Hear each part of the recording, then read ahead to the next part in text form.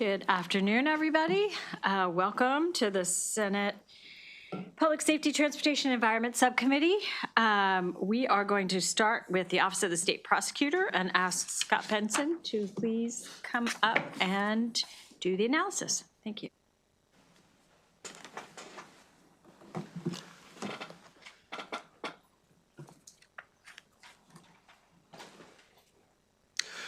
Good afternoon, Madam Chair. My name is Scott Benson, and today I'll be presenting the operating analysis for the Office of the State Prosecutor, or OSP. As you can see in the operating budget summary on page 1, the fiscal 2027 budget decreases by $51,000, or 1%, to $5.1 million. There are two proposed deficiencies within the fiscal 2027 budget that provide a total of $158,457 in general funds.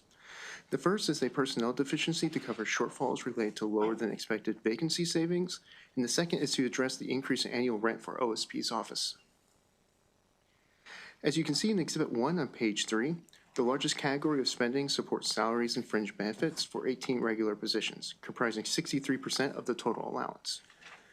The second largest categories were 13.5 contractual full-time equivalent positions, of which 0.5 positions is supported with general funds, while the remaining positions are supported with a grant from the Governor's Office of Crime Prevention and Policy to support a collaborative effort with the U.S. Attorney for the District of Maryland.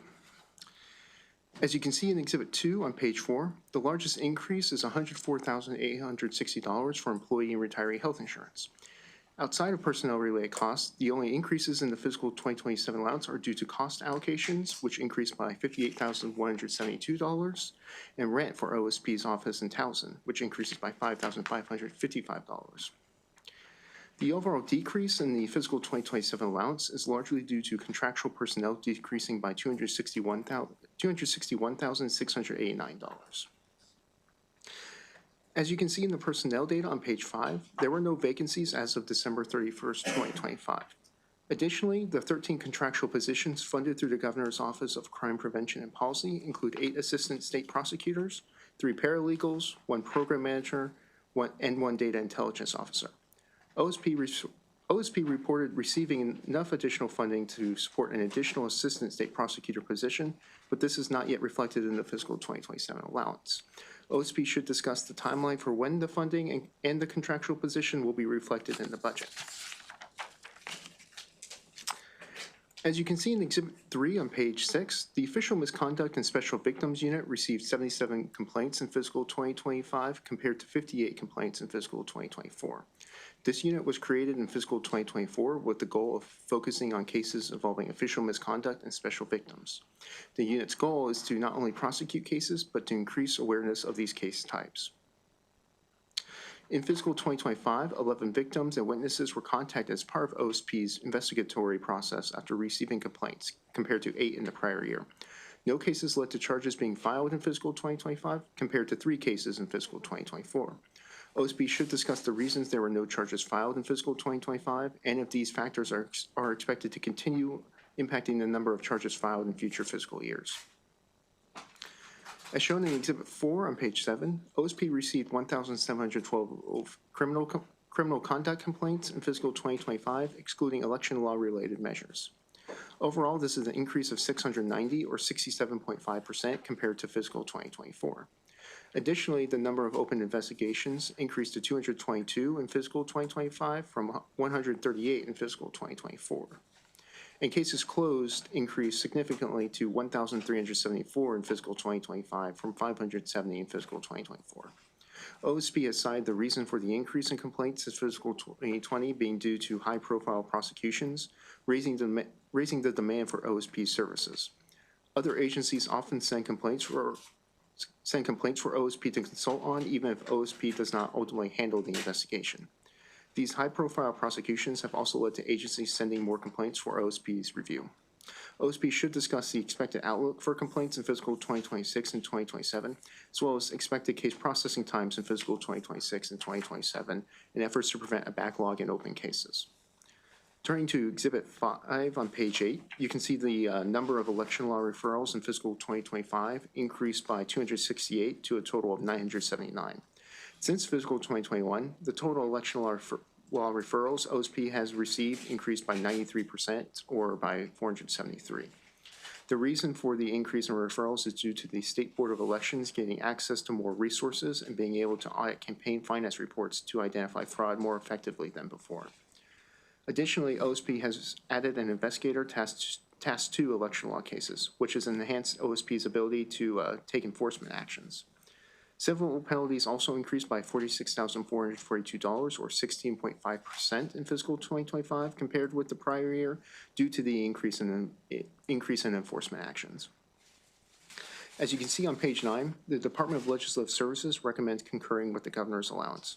And that concludes my presentation. I can now take your questions. Thank you very much. Are there any questions for Mr. Benson? All right, we will ask Mr. Howard to come forward, please.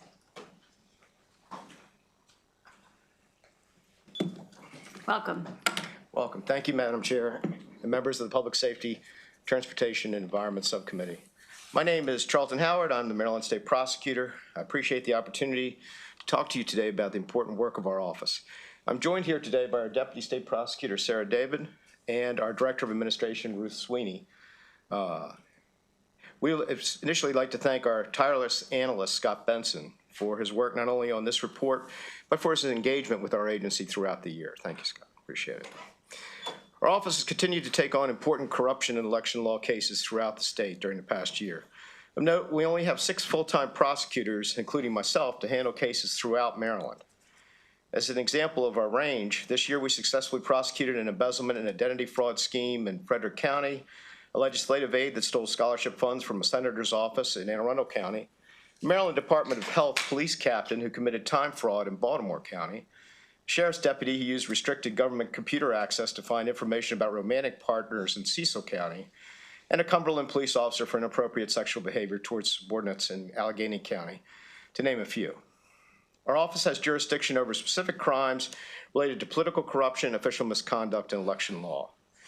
2 years ago, due to an increased number of complaints alleging sexual assaults and sexual exploitation involving people in positions of power, we established a special victims unit in our office. As we explained when this unit was started, a majority of these cases will not necessarily be resolved in a courtroom, but by working with victims to find a just outcome and ensure that they receive services. Often victims targeted by people in positions of trust are individuals who will struggle with the emotional toll of a trial process and who are afraid of retaliation in their personal communities. Our office cannot comment on uncharged cases, but we can say that we have worked hard with victims, law enforcement agencies, inspectors general, and others around the state to help address these cases and, where appropriate, prosecute. We also note that these cases take a long time to investigate, given the need for forensic evidence from computers, cell phones, and other devices. We have charged and successfully prosecuted several important special victims cases in the past year, both before and after the time range that Scott referred to, and are proud of our continued success in this area under the leadership of Senior Assistant State Prosecutor Mary Setzer, who we brought on to our office from her role as Head of Human Trafficking Enforcement for the U.S. Attorney's Office. As our office continues to engage with our partners and take on complicated, high-profile cases, we have seen our complaints rise both in general corruption and election law, as Scott has alluded to. Filing their reports on time and accurately. Again, our role is not to prosecute as many people as we can in election law. Our role is to ensure the compliance of as many people as they can with the system. We're also proactive in the election law space, working with our partners at the State Board of Election and law enforcement agencies, as well as this legislature, to address anticipated challenges, including artificial intelligence and its potential use in our elections. Our office is working hard to ensure that we are handling our evolving challenges with our limited staff through leveraging partnerships. We are aware that as our complaints continue to rise, we need to make sure that we can address our cases at the highest professional level. While our resources are limited, we strive to achieve our important mission. We are proud of how hard our agents and attorneys work to ensure we're taking on significant and challenging cases throughout the state. We'll also note that we have taken on managing the Special Assistant United States Attorney, or SASA program, through the Governor's Office of Crime Control and Prevention. While we administer the grant for the SASA lawyers, we do not manage these attorneys on a daily basis, and they are not assisting on our cases. They are exclusively focused on violent crimes and violent crime investigations and prosecution, mostly within the Prince George's County and Baltimore City areas within Maryland. This program is a separate initiative from the governor's office to help offset violent crime. And we are happy to support this important program. But again, I just note that these are not resources that we can allow, that enable us to be used against our core corruption mission. We appreciate the governor's allowance in our budget and concur with that allowance. Thank you so much for your attention and your support of our office. We have provided written testimony to address some more specific questions about our structure and future goals and to respond to the issues that Scott presented, and we welcome any questions at this time. Thank you very much. Are there any questions? I have a question about the last point that you made, the special unit that works with the U.S. Attorney's Office. Yes. And you said it's targeted to Prince George's and GoCap. Can you tell me the structure exactly? Their structure was we provide a certain number of, we're the administrative managers of the unit. So the grant is intended to focus on providing additional resources to target violent crime throughout Maryland. And most of the more recent cases have come out of the Prince George's County general area, the Baltimore City area, but there are some that have come out of other parts of Maryland. The number of prosecutors is split between the United States Attorney's Office in Baltimore and the office in Greenbelt. In addition to the prosecutors, we also are providing paralegals and an intelligence analyst to help in this effort. And so we are engaged in the hiring, paying, care and feeding of these individuals, but they are assigned and detailed permanently to the U.S. Attorney's Office where they get their operational assignments. We do monitor that to ensure that they focus on the governor's priority of violent crime, that they're not assigned to other collateral duties or potential other missions within the U.S. Attorney's Office. They're focused on violent crimes. That's what the state is paying for, and that's what we ensure that we're getting. And we have had no issues with that. We have a great working relationship with the U.S. Attorney's Office on those very matters. Okay, and you're not involved in the cases at all? On those cases, no. Those are handled exclusively by the U.S. Attorney's Office. Gotcha. And I would note that our office doesn't really have jurisdiction, if I wanted to, unless it's an official misconduct. They're federal cases? They're federal cases, and they don't involve generally corruption, official misconduct, or election or campaign finance law crimes. Is there anything that would preclude you from collaborating with them if there should be, it's violent crime, you said? That's not. No, but we do collaborate with the U.S. Attorney's Office at Sure. times on those political corruption cases, and Yep. you're aware of cases in the past. I would cite the case of Roy McGrath, former governor chief of staff. We originated a case, then the federal government came in, they had a case as well as we did. Unfortunately, there was a tragic ending to that. And those things happen occasionally because sometimes we can leverage federal laws more appropriately against certain conduct. Sure. Okay, thank you. I don't think there are any questions. Thank you Excellent. very much. All right, well, thank you very much. And thank you for taking us first. Thank Appreciate you. it. All right, we will call up the Maryland Department of Transportation State Highway Administration and ask Kelly Norton to go through the analysis with us.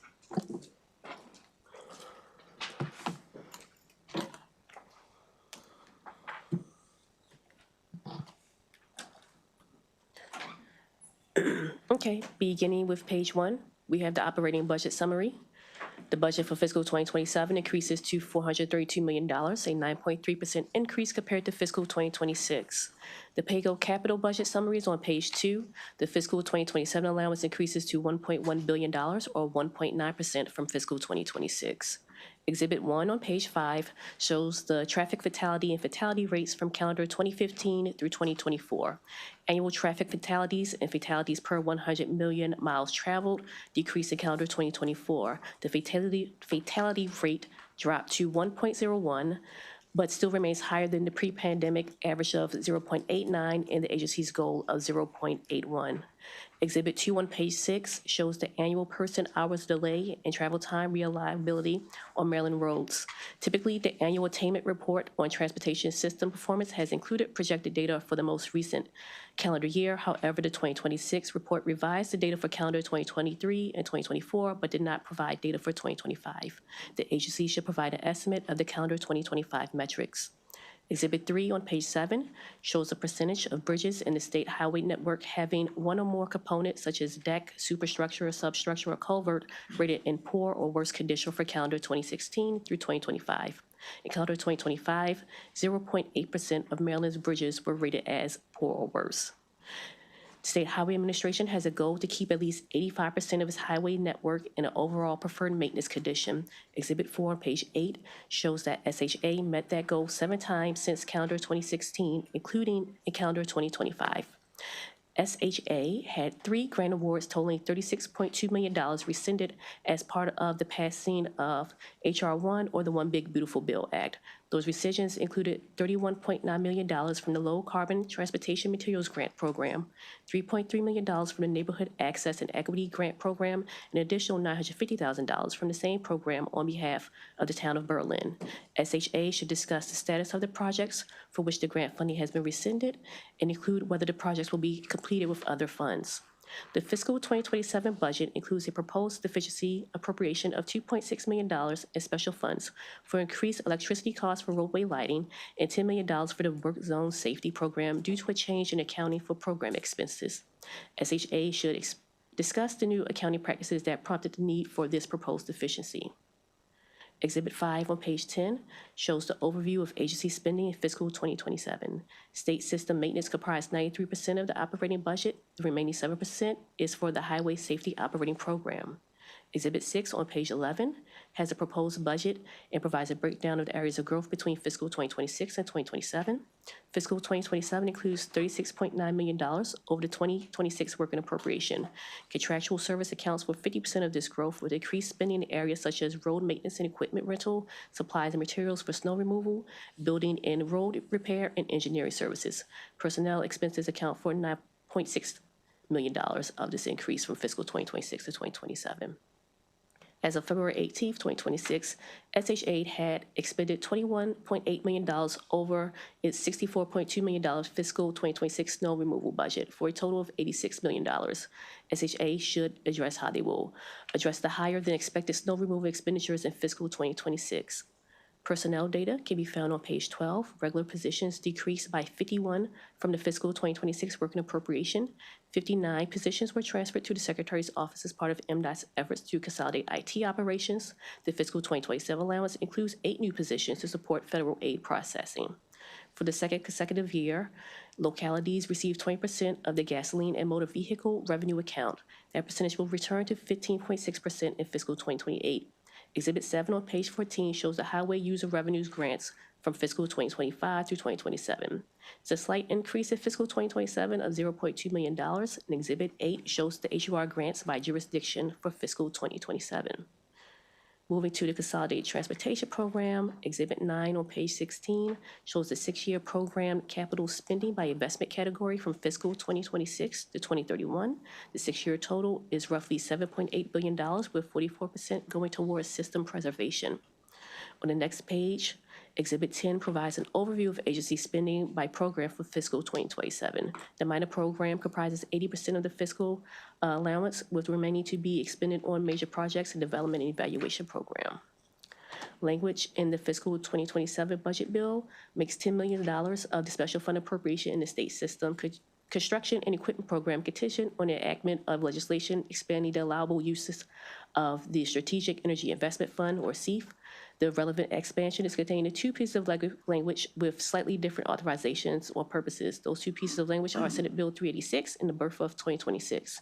DLS recommends adding more specific language to the contingency language to more closely align with the provisions expanding the allowable uses of the SEIF for these purposes. On page 18, Exhibit 11 shows the minor program funding by investment category for fiscal 2027. System preservation makes up 54% of spending, followed by safety and security with 19%. Exhibit 12 on page 19 shows the minor program funding by project type. Safety, congestion relief, and highway and bridge projects receive $724.5 million in fiscal 2027. Exhibit 13 on the next page has the capital cash flow changes from fiscal 2026 to 2027. The fiscal 2026 working appropriation increases $49.8 million over the fiscal 2026 as introduced, and fiscal 2027 increases $44.9 million over the 2026 working appropriation. Exhibit 14 on pages 21 to 30 shows select major projects that are receiving at least $1 million in fiscal 2027 or $5 million in the 6-year program. Exhibit 15 on page 31 shows the percentage, bless you, of the first year funding and ongoing funding in fiscal 2027. The pie chart mistakenly includes fiscal 2026 first year funding. Ongoing funding is $1.1 billion or 99% of the allowance, and first year funding accounts for actually $14 million or 1%. On page 32, Exhibit 16 shows the breakdown of the first year funding for fiscal 2026 to 2027. There is $3.5 million in first year funding for fiscal 2026 and $14.5 million for fiscal 2027. Exhibit 17 on page 33 shows the major changes from the last CTP. 13 projects were added to the CTP for a total cost of $426.7 million.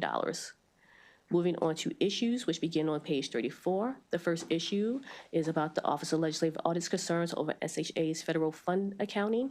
Since fiscal 2021, or 20 rather, MDOT has maximized its use of federal funds. Exhibit 18 shows how federal funds have grown as a major source of funding for SHA's state system construction equipment program. Since fiscal 2021, federal funds have outpaced state funds.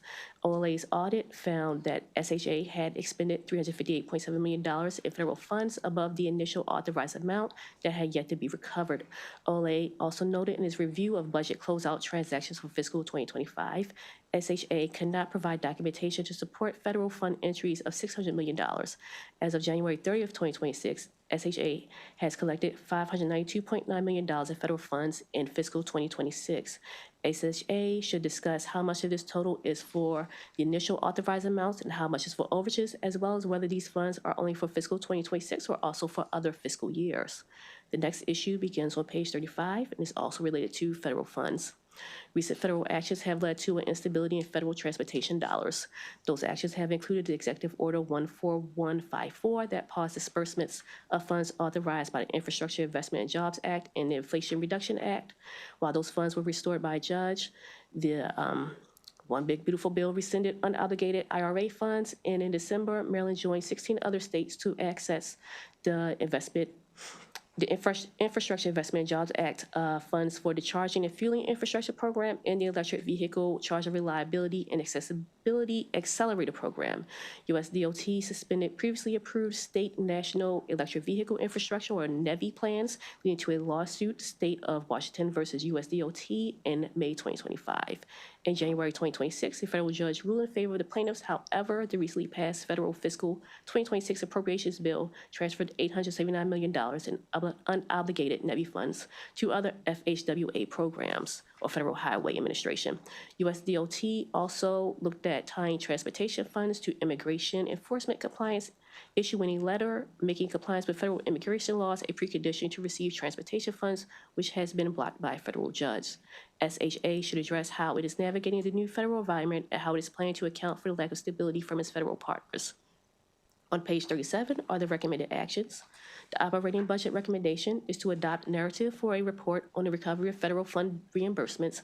The pay-go recommendation is to add language for specificity for the contingent language in the budget bill. This concludes my presentation. Thank you.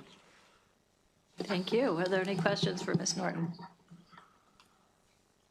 Administrator Pines, Deputy Secretary? Assistant Secretary. Assistant Secretary McAndrew, welcome. Thank you. Thank you. And good afternoon, Chair Hedelman and members of the committee.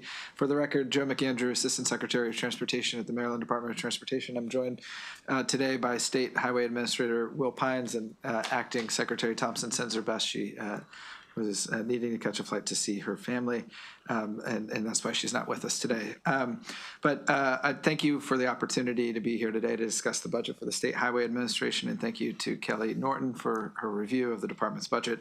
The Maryland Department of Transportation, I'll be brief, but the Maryland Department of Transportation is serious about safety. It's one of the core efforts that we're after, and Acting Secretary Thompson has charged each mode to effectively manage safety risks with proactive, data-driven, and strategic safety-focused decisions and investments. This is all with the goal of bending our roadway fatalities towards zero, which is a codified goal in state code. And I'm happy to report that SHA, as well as other modes, are leading the way with data-driven safety solutions, including advancing critical programs and investments such as the Pedestrian Safety Action Plan and the Vulnerable Road User Safety Assessment, which has identified high-risk corridors across the state. But I think what's really important to note is that it's not just identifying, we're taking action and investing in to try to change the outcomes of these corridors and make them safer.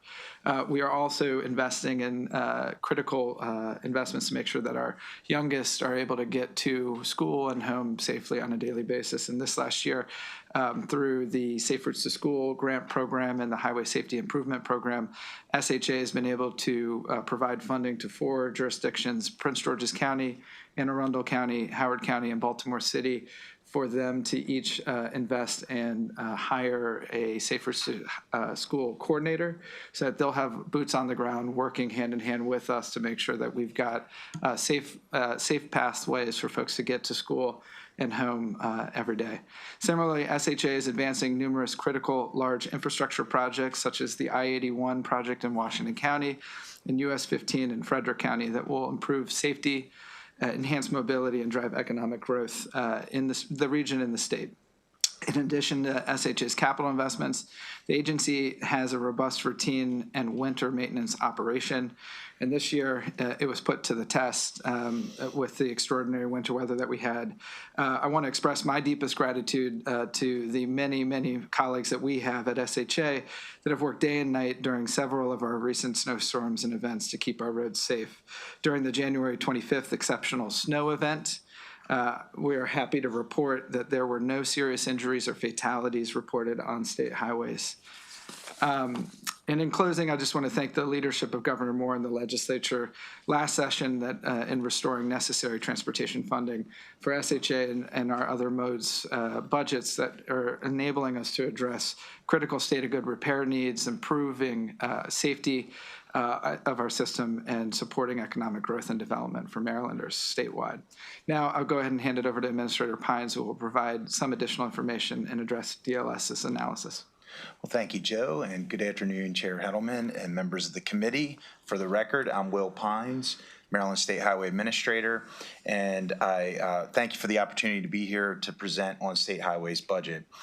I also want to echo the gratitude for Kelly's good work with us throughout the year and on our analysis for our budget today, and for getting through it in breakneck pace at this meeting. So the State Highway Administration is serious about safety, and our budget projects and values reflect that. SHA continues to advance critical projects and programs that advance safety on all of our highway for roadway users, all roadway users.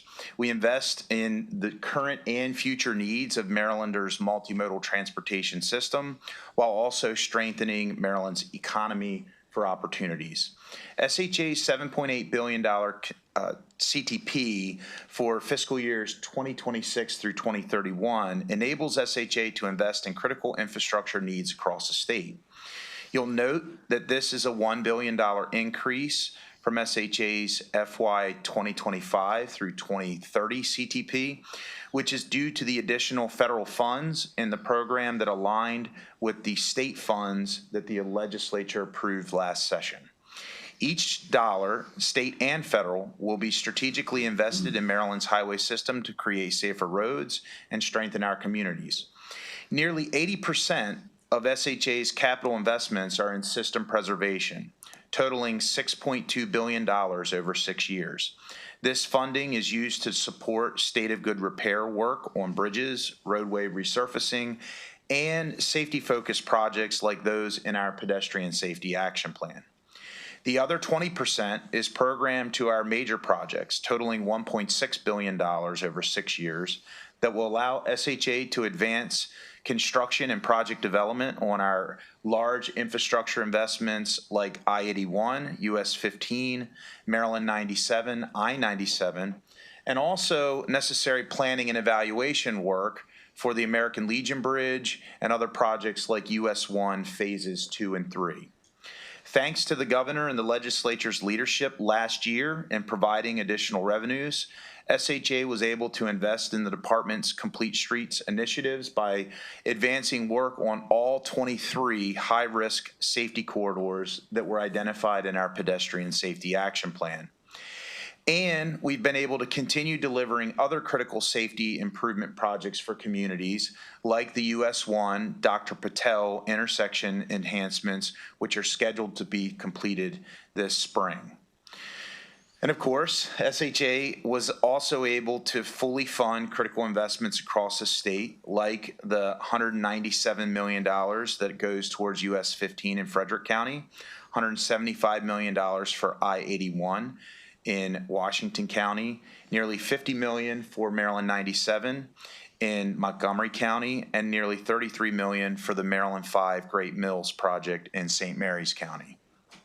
Currently, construction of the $269 million Maryland 4 at Suitland Parkway interchange is underway and estimated to be completed in 2029.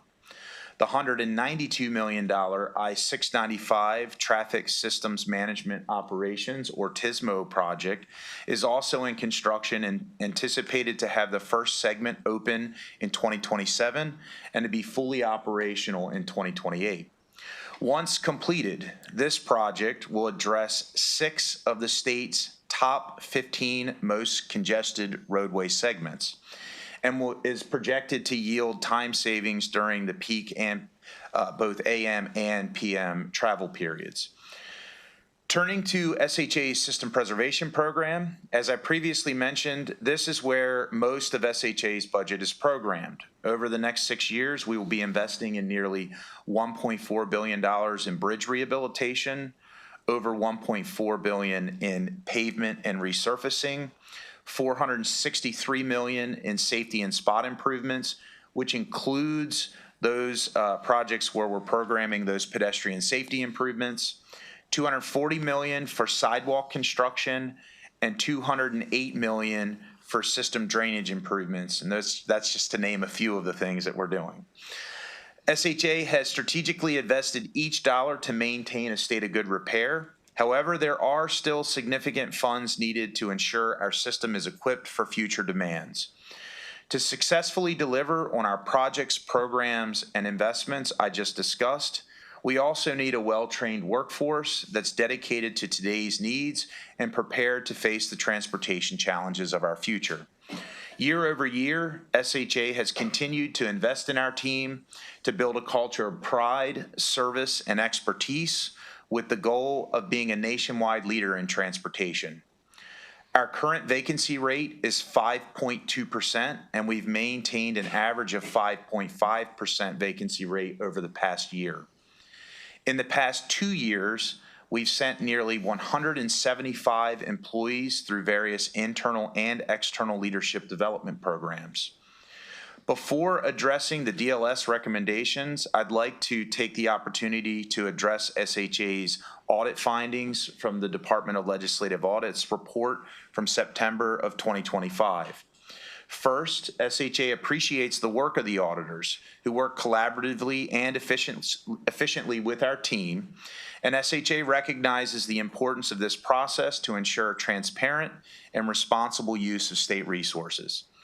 The primary finding of the audit was that SHA charged $359 million in project expenses to federal projects for which expenditures were not authorized by Federal Highway. As noted in our response to the audit report, SHA has followed all federally approved accounting practices when processing expenditures for federal projects. SHA has successfully brought that federal receivables balance down to under $300 million and is continuing to work collaboratively with our federal partners to recover all eligible expenses. It is important to note that our receivable balance is always on a rolling basis and never will be $0 as we continue to incur costs that advance our capital program, which is heavily reliant on federal dollars. So how did we get here?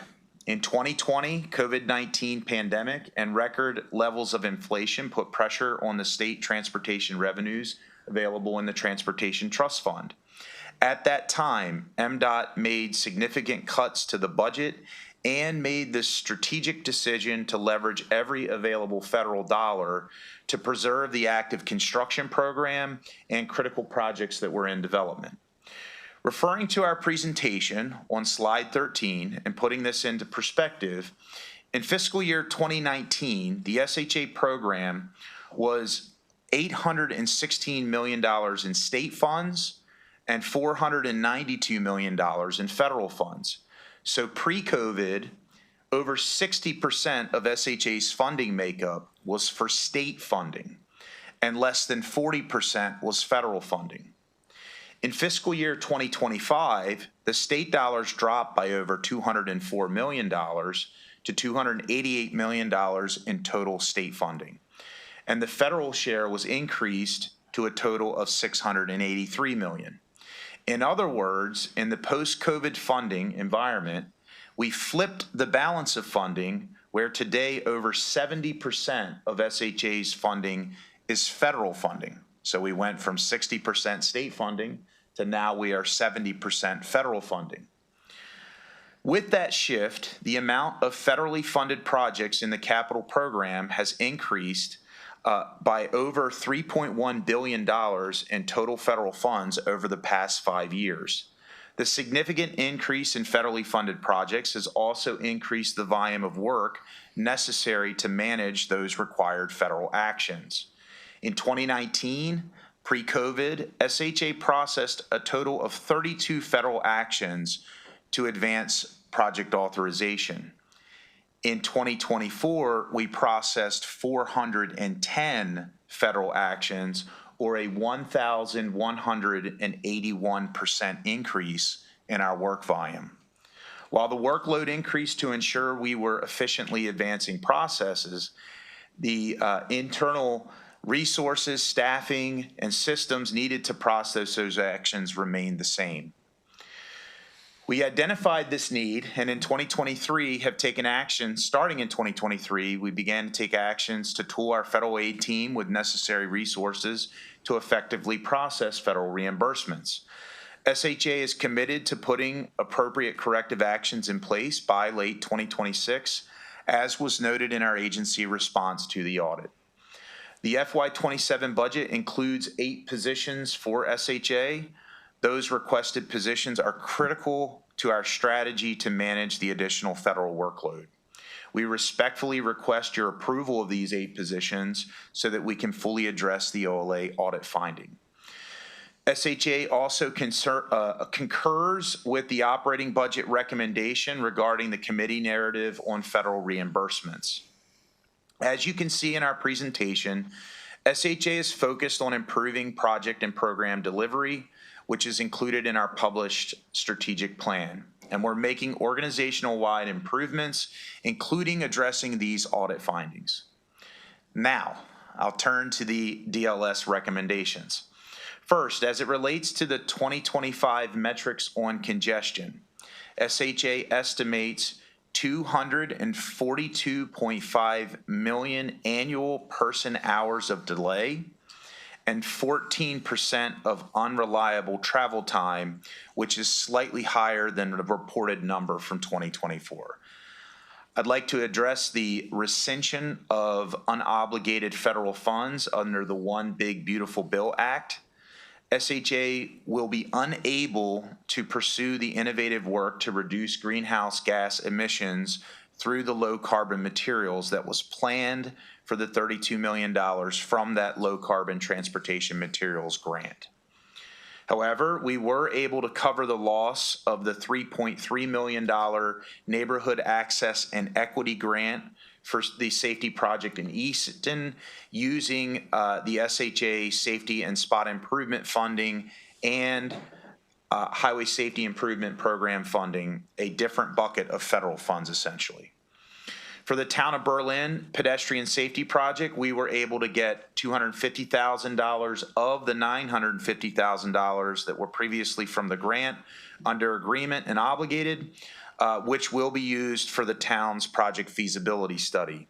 To cover the gap and advance future project phases, SHA was also able to repurpose $463,000 from an unused federal earmark with the town providing the $128,000 local match that was needed. The Office of Attorney General is also taking actions to address concerns with the administration's positions on immigration and the environment, and MDOT is providing the OAG with all requested information to support those suits. Despite the federal landscape, SHA continues to receive our federal formula appropriations that enable us to advance critical infrastructure projects for Maryland. SHA is also continuing to maintain our collaborative and positive relationship with our federal partners at the Federal Highway Administration. As it relates to the $10 million in special funds for the highway safety operating for the Work Zone Safety Program, this is not new operating budget to SHA and rather is simply a change in how the department is presenting the revenues and distributions since the passage of the Road Worker Protection Act. This was appropriate to provide more transparency to use the program revenues collected under the new tiered fine structure and to demonstrate the new flow of revenue distribution. In regard to the winter maintenance budget, SHA will exceed the FY26 budget due to the more severe snow events in January of 2026. As of March 2nd, 2026, SHA's winter expenses are $101.3 million or $37.1 million over budget for winter. The winter budget is based on a 5-year rolling average of actual expenses. Moving forward, MDOT will set its winter budget to at least the 5-year average, but it will set it higher if deemed necessary. To cover the additional FY26 spending, MDOT will rely on underspending in other modes of transportation or the operating budget contingency that the department maintains. In closing, MDOT also agrees with DLS's recommendation to modify the language in the budget bill regarding the $10 million in CEF funding. With that, I'm happy to answer any questions. Thank you, Senator Sully. Thank you, Madam Chair. Thank you for all the information, and thank you for covering the findings, because that was one of my questions, and so you covered it very well. Thank you. But also, one thing of importance that you let me be a part of, and I want to thank the administration and SHA for letting me know the ongoing information we're getting about the Key Bridge. As you know, that is part of my district.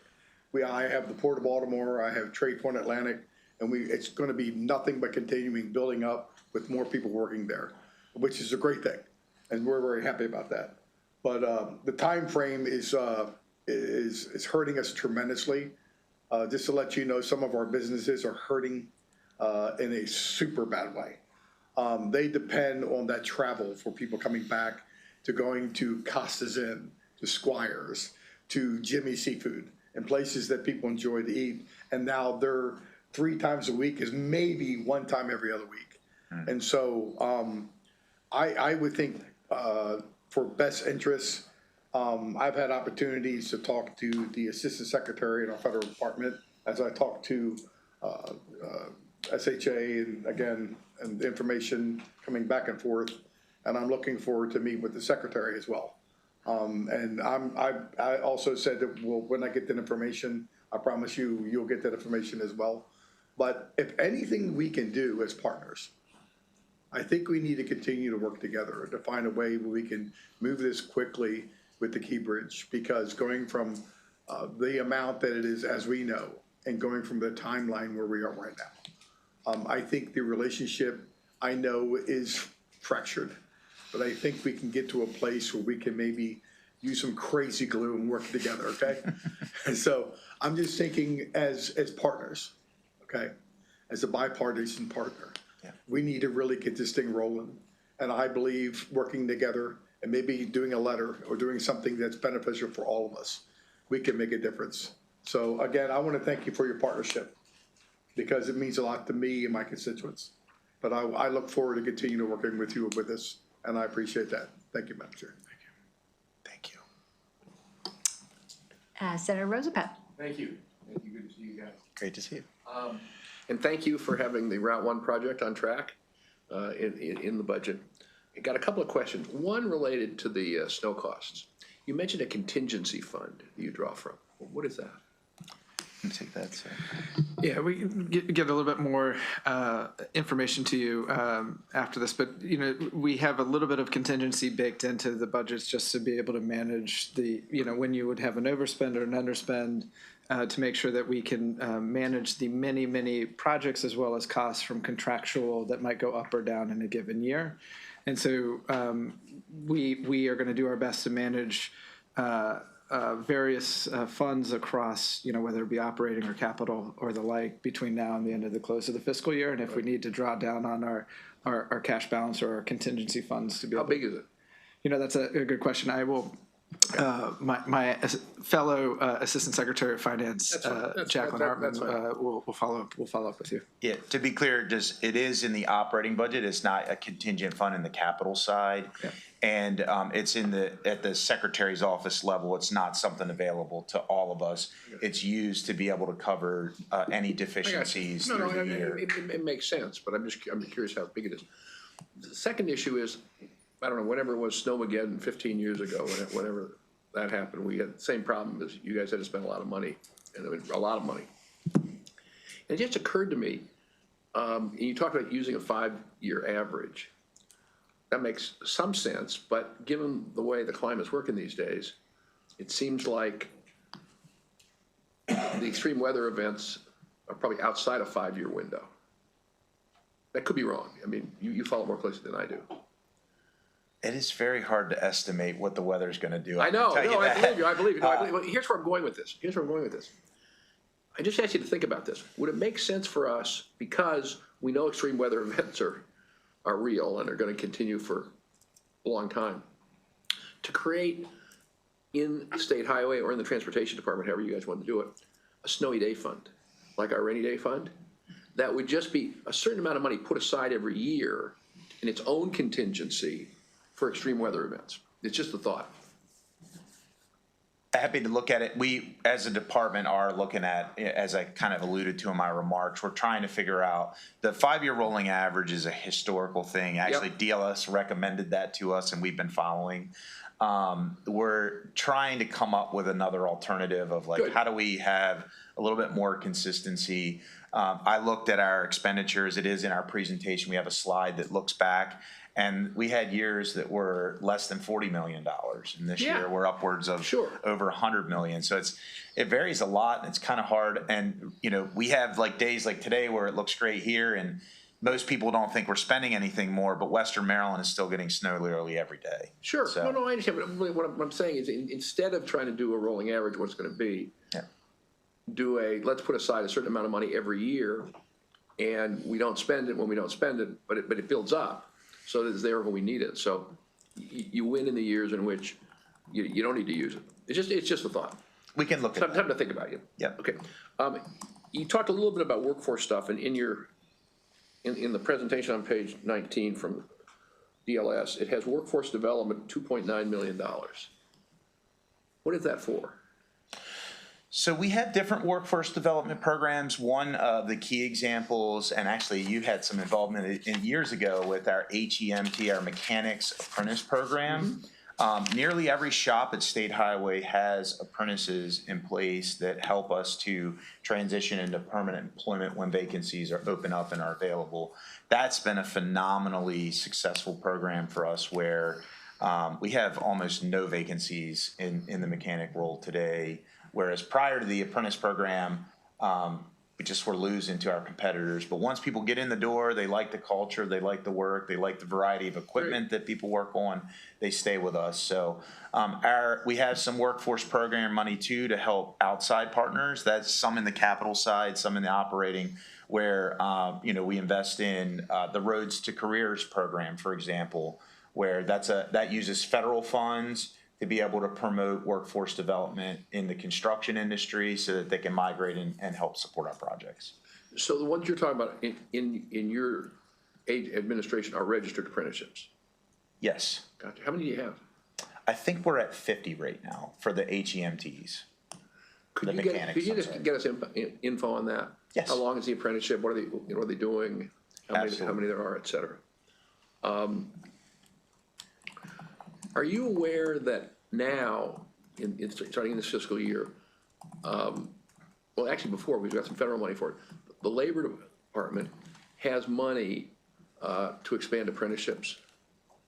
It's great for you to spend your own money, but are you aware that the Labor Department has money? Yes, the Roads to Careers program that I mentioned, we are in partnership with Labor on that. Want to add anything? Yeah, so this is a new eligibility under the Infrastructure Investment and Jobs Act. And we might be talking about a slightly different fund, but within our federal highway funding, we're able to flex up to 100% federal dollars towards construction trades support grants.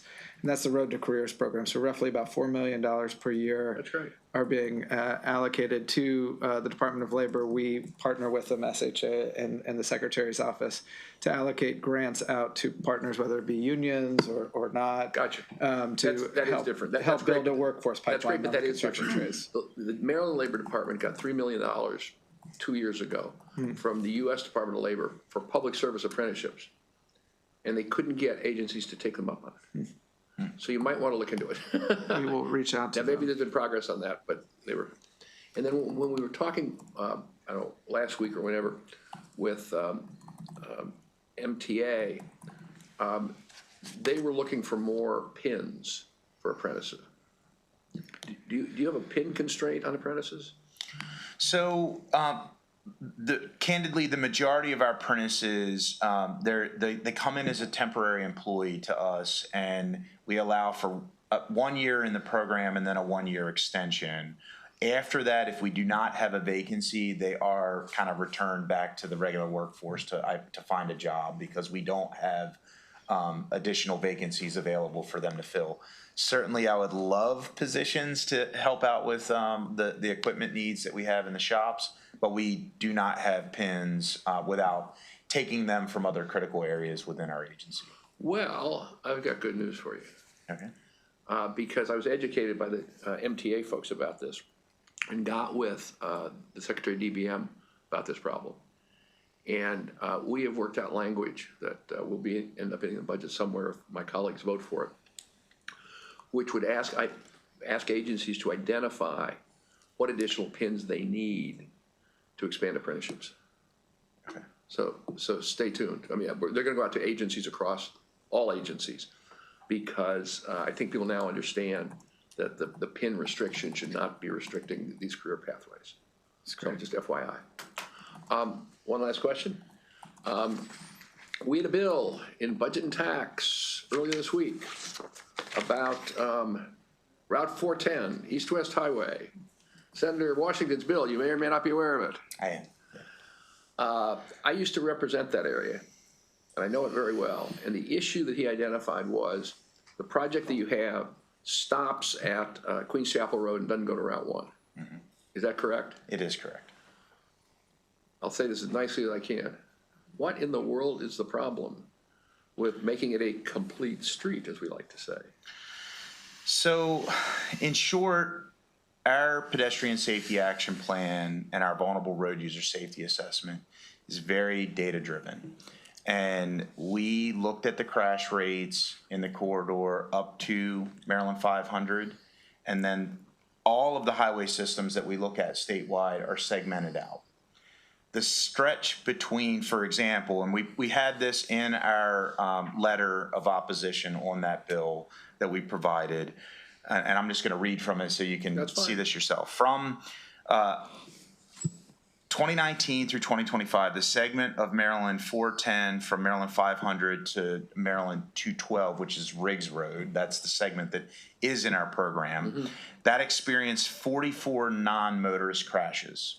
And that includes a number of fatalities and serious injuries. What is a non-motorist crash? A non-motorist is somebody they're not a motorist, they're not in a car. It's a vulnerable road user, it's an e-bike, it's somebody hit by a car. Hit by a car outside of the vehicle. Now I understand. Right, so we're not counting in that data motorist crashes. Additionally, the segment that is in our program is identified in Prince George's County's high injury network. In contrast, the segment for the same time period between Maryland 500 to US 1 had 2 non-motorist crashes. Now, there was some anecdotal discussion from the sponsor indicating that there may have been some other pedestrian interactions.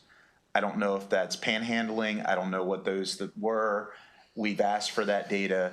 Our data does include both state and local crashes. So in our view, just based on the data alone, that segment is much lower risk than the segment that we're funding. And statewide, our vulnerable road user safety assessment has 91 corridors in total, okay? There are many corridors throughout the state that are in that list, which this segment that's being requested is not on the list, that are unfunded. Reisterstown Road, Maryland 193, that's in your district near College Park, is a vulnerable road user corridor. That corridor, comparing here, that has 15 crashes through the same time period, whereas this has 2.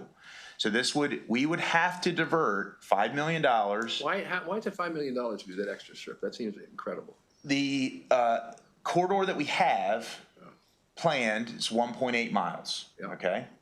That project is $18.2 million.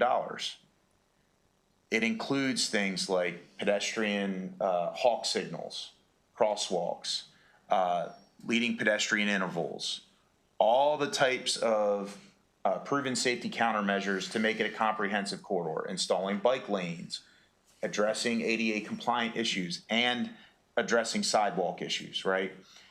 If you just do that on a per mile, 18.2 divided by 1.8, that's about $10 million per mile. The corridor that we're being asked to add is a half a mile. We're estimating I see, that's about $5 million. Now, that's just saying we're looking at doing a comprehensive safety program right next to the area where we've already done a detailed cost estimate. We haven't done a core planning study. I did meet with the bill sponsor and offer a near-term, mid-term, long-term potential opportunity to consider. That was not well received. And my understanding is the desire is to have the whole thing and nothing but the whole thing. And that we are saying is around $5 million, and the data doesn't support it. So for those reasons, we are not in favor of adding that segment. That's not to say that there aren't many segments like that that could benefit from safety improvements. But we have the highest risk corridors statewide already that have gone through a public process, that have had the data analyzed, that have been reviewed ad nauseum. We're working that list first because we know that's where most people And are. there are not economies of scale in doing these 2 segments at the same time? There may be economies of scale, but it's going to take $5 million away from another area that has factually demonstrated more fatal crashes on a regular basis. Okay, well, I appreciate the detailed response. I'm glad you're on top of it. Let me just give you a couple of reactions, and then I will end this. And there's an issue, it's been an issue that you've dealt with for years and I've dealt with for years, is data is helpful but not dispositive. I'll bet you a reason more people have been hit in the segment you're talking about than the segment you're not planning to do is because it's perceived to be safer near the shopping center than near the single-family homes. And so basically, people aren't walking there because they're terrified. And so they're less terrified near the shopping center, and therefore more people are walking, and therefore more people are hit. So having the data on where people have been hit is interesting and useful and worthwhile. But if you step back, as the senator, the sponsor of the bill, pointed out, I thought very eloquently, this is basically in the middle of Hyattsville. I mean, this is one of our most developed areas in northern Prince George's County. And you've got residences on both sides of the street, and you have Route 1, which is obviously a big deal. It just seems as though we should work hard to think a little bigger and a little more at the 30,000-foot level when we look at a project like this. So I would encourage you to do that. Thank you. And just acknowledge, we hear you loud and clear. And this budget that we have is only available because of the support that we've received from the stakeholders in the room here. And I do want to acknowledge that we've been able to allocate the largest amount of money in modern history towards safety retrofit and safety types of programs and projects that Will and his team are leading on. And I think, we would love to be able to do more, and we'll continue to look at this as an opportunity, I think. But we do have finite resources, and we're trying to stretch and do as much as we can within the capacities that we do have. But we appreciate your support. And I appreciate, but it does kind of relate to Senator Hedelman's bill, which is another bill we have in our committee, in terms of if people feel safer walking or bicycling, particularly in congested areas, fewer people will drive. Which, if you think of a big picture, as opposed to little picture, and that's really all I'm suggesting. I do and I like Senator Hedelman's bill too. If I could add too, that we did look at the other big picture items. For example, the corridor that is included in the bill. We've worked with the county to have speed enforcement installed. We did have some of the roadways that were there converted to one-way to help reduce the conflicts that occurred. We've put up speed display feedback signs. So we've already made investments in that stretch. We additionally, in that stretch, already have full sidewalks on both sides. Now, there are some areas with ADA compliance issues. However, the segment that we are investing in has areas with absolutely no sidewalks at all, right? And so we're making strategic investments in the areas that have no amenities because the other area has some amenities. Understand. Right. Okay, thank you. Thank you. Thank you. Senator Lucio. Thank you, Madam Chair. I want to ask a question regarding the $359 million that was initially not authorized by the federal government. I'm not sure if I entirely followed whether that was a timing issue or if there were other factors. And given you've recovered 16%, if I heard you correctly, about 59 million of it, that means there's still 300 million to go. So what do you assess the probability of collecting the rest of it? And if you don't think the probability is very high of collecting the rest of it, how have you accounted for that in your budget? So every project that we budget for includes about a 5 to 10% accounting for what we consider non-participating costs. Those are costs that the federal government typically will not reimburse, and we don't know always what they'll turn out to be as a project's delivered, so we budget for that. But it can be anything from things like Buy America, Build America compliance. The materials needed on the project can't comply with the federal requirements, and so that'll be ineligible. That's not what we're talking about here. The way that our process works, first of all, Federal Highway works on a reimbursement basis. They do not give us money up front. Right. We have to do the work, comply with their rules, and then submit proof that we did that, and then we get reimbursed. So there's a period when you do the work, just like if you were gonna have a contractor come out and work on your house, right? That contractor might have to buy all the materials to do everything, and when they're done, you cut them a check, right? It's the same kind of theme here. When we have worked on our facilities, there's a period where the state bears the expense until we get the recovery. We utilize, in the Code of Federal Regulations, there's a process called advanced construction. Every year, the Federal Highway gives us a certain amount of what they call obligation authority. That's money available to us as a state. It's our money to be able to spend on our projects. It's released typically using continuing resolutions. So we don't get all the money at once. It's metered out to us. And so we use this advanced construction process that basically says, we're gonna go out and the Federal Highway will allow us to build against these projects, knowing that in the future this obligation is coming. But we don't have it yet. right? And so that's part of the discussion around this not authorized, right? We don't have the full amount in hand when we're doing work that is allowable by the federal process. To answer your core question, how much are we going to get? We do believe that we're going to have very substantial recovery. For what's not recovered, we anticipate that that will be within the budget that we have in the CTP for that's allocated for ineligible expenses. We're still working it. We told the auditors that, we anticipated being done in late 2026.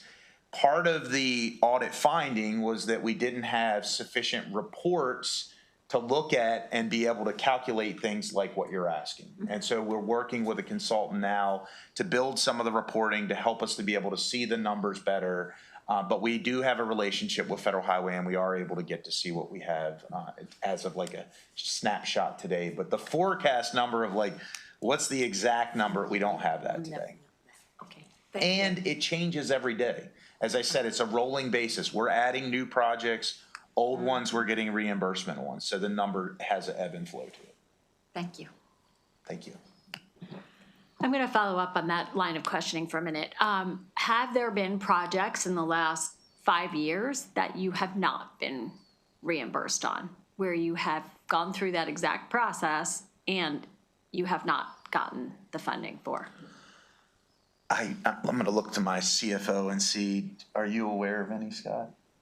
Yeah, I'm sure over the last 5 years, there have been certain projects that have non-participating charges, things that could have been, I don't know if you guys can hear me.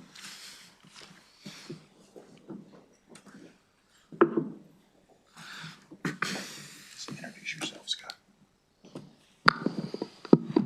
Sure. For the record, I'm Scott Pimento, CFO at State Highway Administration. So sure, over the last 5 years, I'm sure there have been some non-participating charges. One example I could think of is something that might be beyond the period of service, which is by Federal Highway's definition, not recoverable. How many years is that? Beyond, I assume that's a time-bound deadline? Yes, we submit the period of service for what we think the project duration will be. And if it goes beyond that, there could be charges that are non-participating. Are we talking 3 years? Are we talking 15? What are we? Typically, we set the period of service at a certain time beyond the completion date of the project. So if the completion of the project is, say, January 1st, we would submit the end of the period of service 9 or 10 months after that to close it out. And we can extend that period of service. So if it goes beyond that at times, that could be a receivable that's not recovered.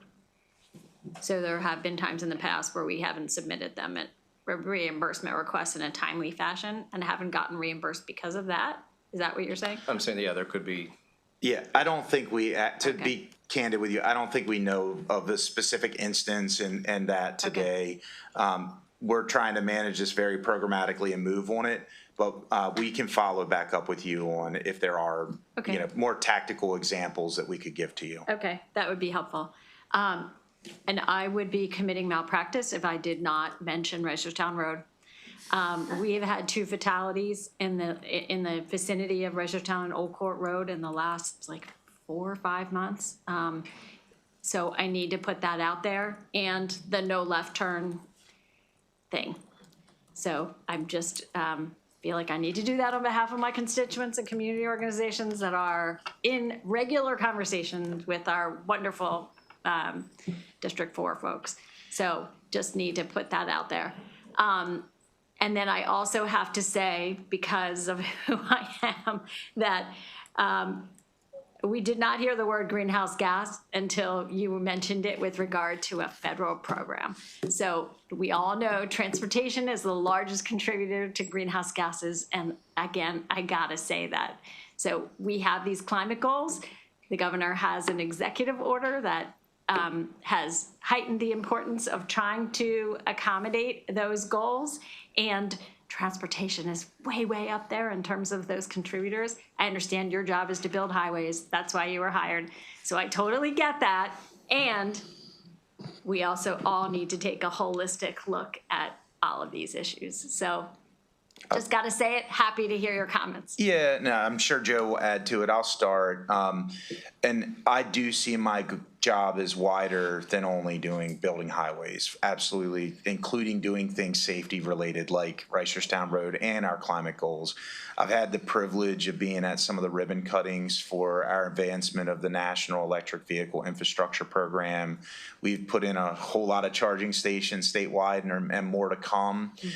We share your values on climate goals. It is very tough in the federal landscape, as we talked about some of the impacts we face, but we are working in things in tandem with MEA on the solar initiative, and I could let Joe talk more about that, but my remarks are really long, so there's probably 10 initiatives I should have talked about that I didn't. I get that. But we absolutely are climate focused in our programs. Yeah, most of what we do within the climate space is federally funded at the moment. But I would say in a couple different dimensions, I want to give recognition to SHA for rolling up their sleeves. When the Moore Miller administration started, there was a new National Electric Vehicle Infrastructure Program. It was new for everybody. It's a new type of asset class, and how do you ultimately deploy these funds? So everybody in the country was trying to figure it out. The state of Maryland was maybe in the bottom third in terms of deployment and usage. It wasn't a lack of planning, it was a lack of execution. Administrator Pines joined late in 23 in his position, quickly worked with my team, and by the end of the calendar year, we had our first RFP on the street. We've now gone through 2 funding rounds with full obligation on the second round, and we're about ready to put our third on the street. So long as USDOT doesn't mess around too much, we're optimistic that we'll be able to deploy all these funds by the time they're done. And that is not possible without him and his team working hand in hand to be able to deliver it. I'd also, acknowledge we would love to do so much more on the complete street side, which, if you build a complete streets, of course, folks are less inclined to, want to drive or need to drive if they so choose. It's also safer. It has great community benefits. We have, I would argue, one of the boldest complete streets policies in the country now, adopted in 2024. And the SHA team is at the forefront in terms of implementing that program with us, with the funds that, we do have available. We are doing our utmost to make sure that we are designing each one of our investments when we're doing repaving and the like to make sure that we are building a complete infrastructure. That has a component for greenhouse gases. It's not necessarily tailpipe direct connections, but as a systems level, it will be greatly improving. It is a goal for us as a state to be one of the cleanest in the country, and as discussed at the work group this last week, it can't be done without MDOT being at the table and being an active partner, and I think we are committed to being an active partner. Thank you. No, I appreciate that. And it's not an easy job you have, I understand, but appreciate your sensitivity to that. Senator Rosapel. I'm going back down to that hole on the federal reimbursement. I'm totally confused about it. I think I've understood this for a long time, which is it's reimbursable. And so you spend the money, you do the work, and then you submit for reimbursement. And sometimes you don't get reimbursed for everything you wish you got reimbursed for. Is it more complicated than that? I'm going to say largely no. When you're just talking about reimbursement, like we do the work, but the one piece that you're kind of missing is the budget piece, right? You can't just do the work and get reimbursement. You have to have an initial budget, right? Sure. And part of our ability to get reimbursement is how that budget is flowed out to us. And so the federal processes allow us to go spend the money and get approved to spend the money, but the reimbursement can't happen until the budget's actually there for us to bill against. The federal budget or the state budget? The federal budget. Okay. I mean, I guess I assumed that. But that means that there's expenditures accruing against the state until we get the reimbursement. Right. The auditors don't understand that? It seems like obvious. They're just pointing out that the amount that has accrued has gotten large. Has gotten bigger. And part of the reason that it's so large is because of how much we're relying on federal funding today. Yeah. And some of the many inefficiencies at the federal level right now. Yes. And the largest historic infrastructure investment at the federal level in modern time. Right. So we're leveraging It's those a dollars. confluence of a number of issues. But it sounds like a solution, not a problem. That's what I keep scratching my head about. In fairness to the auditors, Okay, please. they're not here, and I don't know if I should represent that, but I do think SHA has had challenges with moving the amount of funds as quickly as we could. I see. And so we could have reimbursement sooner I see. if we had the resources and the systems to do it. And that's Yeah, it's what, like bringing the waiter bringing the check to the table. right. I got you. Okay, thank you. Thank you, Madam Chair. And there is some horizon to the resolution of these issues, right? I mean, you said at the end of 2026 calendar Correct. year, you think you're going to be in a different spot. Yes. Correct. The dollar amount's not going to be zero. Right. Because It's it's a never rolling gonna be basis, zero. right? Right. But we're definitively going to have better reporting and things to help articulate, what percentage are you going to recover? Those types of questions will be in a better place. And you have more resources and people to be able to add to that process. With your approval. With our approval. That's correct. Correct. All right. Any other questions? Thank you very much. Thank you. Thank you. Have a good afternoon. We have a couple of public witnesses. I will call them up together. Clayton Savoy and Cheryl Court, please.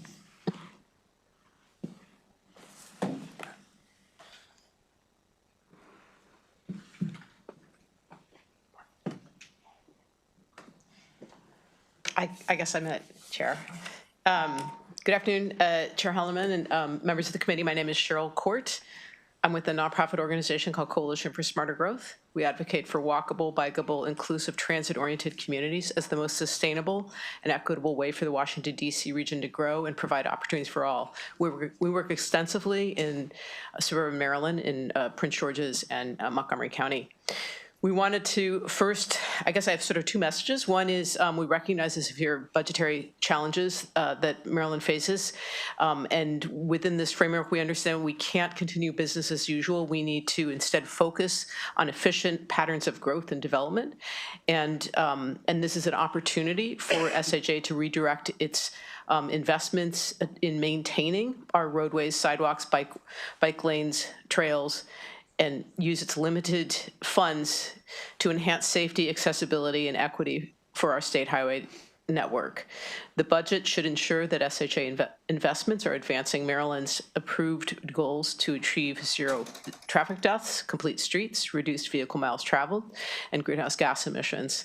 And we appreciate a number of bills that are put forth by Chair Helleman and by the administration, including the Transportation Investments Priority Act and the Transportation Climate Alignment Act to pursue those goals. We think this is a very important framework. And then secondly, I just wanted to offer our great enthusiasm for the Complete Streets program and the pedestrian safety action plans that SHA is administering, and also for the significant increase in funds for this program. We think this is excellent. We have here talked about the fact that we still have so many challenges with making our state highways safe for people to use. And I have focused on Central Avenue and Maryland 214 in particular in Prince George's County at several metro stations where we have many crashes and pedestrian deaths, people simply trying to walk to a metro station. So I want to continue support for these programs and do even more. Thank you. Thank you very much. All right, is there anyone else who is here to testify on SHA? All right, that will conclude the hearing for State Highway. We will now call up Mr. Samuel Quist for Maryland Transportation Authority.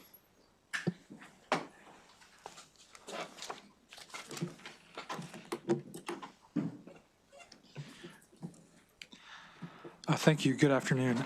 The operating budget summary for the Maryland Transportation Authority on page 1 of the analysis shows the fiscal 27 budget grows by $42.6 million or 7.3% to $629.9 million.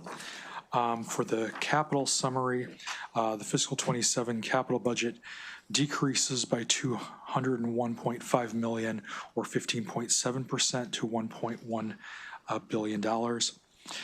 As a reminder, MDTA's budget is non-budgeted through the Transportation Authority Fund, which is held separately from the state's Transportation Trust Fund. I'm going to turn to page 6 of the analysis, which shows the fiscal 27 overview of agency spending. This pie chart, you can see that about 63% of spending is for the capital program. About 10% is for debt service, while only about 27% in total covers operating expenses.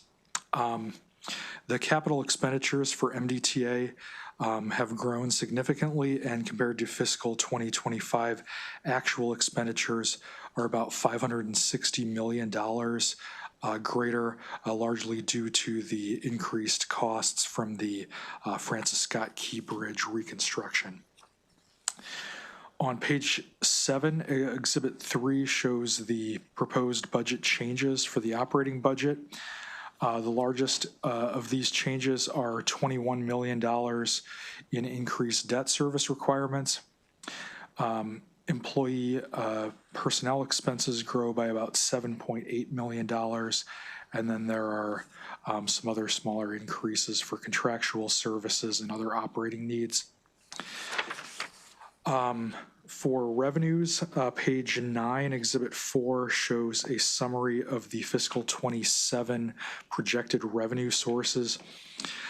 Toll revenues from the facilities that MDTA owns and operates are the primary ongoing revenue source. However, in fiscal 27, these are only about 46% of total revenues due to the capital funding sources related to the Key Bridge. About 34% of the revenues are anticipated federal funding for reimbursements for the Key Bridge reconstruction, along with about 15% for bond proceeds issued to support the capital program. On the topic of toll revenues, the next page, page 10, Exhibit 5, this line graph shows the actual toll revenues per year and then the projected amounts for fiscal 26 and 27. Fiscal 25 toll revenues were about $828.9 million, which was a decrease of about $19.6 million. However, fiscal 25 was the fourth consecutive year which toll revenues exceeded the $800 million mark, following significant declines caused by the pandemic in 2020 and 2021. However, as you see on the chart on page 10, MDTA is projecting that toll revenues will continue to decline in fiscal 26 and 27. On page 11, Exhibit 6 shows a breakdown of toll revenues by facility from fiscal 2025. The largest facility is the Fort McHenry Tunnel at about 30%, followed by the I-95 facility and the Baltimore Harbor Tunnel. These top three facilities make up about 2/3 of overall MDTA revenues. On page 12, there is a summary of MDTA's personnel data. The fiscal 27 allowance is unchanged at about 1,641 positions. The fiscal 26 working appropriation, there were some decreases. The statewide voluntary separation program resulted in the abolishment of 12 positions in MDTA in fiscal 26. And then last year's budget bill also authorized the transfer of 44 positions from MDTA to MDOT as part of MDOT's agency-wide effort to consolidate IT-related positions in the MDOT Secretary's office. Turning to the capital program discussion on page 13, Exhibit 7 shows a breakdown of the 6-year programmed capital spending in the current CTP. This totals approximately $8.4 billion over the 6-year period.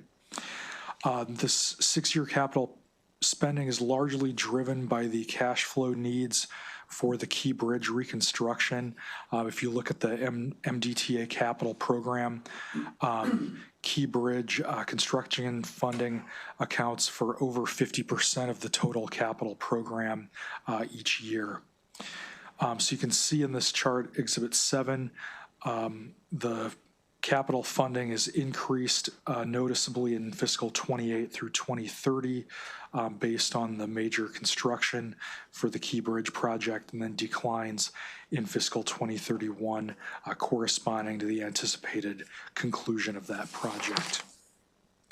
On page 14, Exhibit 8 shows fiscal 27 capital funding by facility.